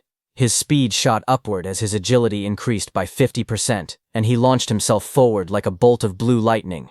The Aleki rhino exhaled steam, its glowing horn crackling with electricity as it braced for impact. Itsuki's swirling sphere of lightning tore across the ground. Before the rhino could even react, Itsuki's speed overpowered it. In a flash, the lightning sphere struck. A moment later, Itsuki stood over the fallen rhino. He had pinned his hand, covered by ice wall, into the rhino's head. Mist swirled around him as the result window appeared. Time used, 7 seconds. 1,000 points earned. From inside the control room, Instructor Haydn stared at the screen in disbelief. He said that the total time Itsuki used so far was under 15 seconds. He laughed, saying Itsuki was even faster than he had been in his youth, and it still didn't look like Itsuki was using his full power. But then Instructor Soria narrowed his eyes, his tone shifting. He said softly that what came next was on a completely next level. Its sharp claws moved swiftly, slicing enemies into shreds. Iron chains shot out, and a giant mouth opened wide, ready to swallow everything. The creature's massive body was covered in a rigid, armor-like exoskeleton. Instructor Soria explained that a ferocious disaster beast possessed all these traits. It was the most powerful creature in the preliminaries, and the greatest goal for every participant. A system window appeared, showing the identity of the monster. Nightmare-class disaster beast, Inferno Giant. Level 15. Kill points 5,000. The giant charged forward with a roar as chains rattled around its body. Seeing that, Itsuki raised his hand and purple energy gathered around his hand. A system notification came, saying his skill Clear Orb activated. The next second, a beam of dark purple energy shot forward, striking the giant. The impact tore through its body, Itsuki lowering his hand after using his skill. A system window appeared below him. It announced that the Inferno Giant, level 15, had been defeated, and the Clear Orb's flight speed had increased by 200%. Inside the control room, both instructors and Commander Nento stood frozen. Their eyes widened in shock as they stared at the screen. The remains of the Inferno Giant lay on the ground as Itsuki stood beside it. A system window appeared soon, saying that Clear Orb flight speed was 9 meters per second, and its flight speed increase was 900%. On the giant display screen, Itsuki's face appeared, telling the instructors that he would now move on to the next stage. Instructor Soria watched in disbelief that even the Nightmare-class Inferno giant had been instantly killed. Just then, a new window flashed as Itsuki killed another beast. It showed that time used was 3 seconds, and he earned 5,000 points.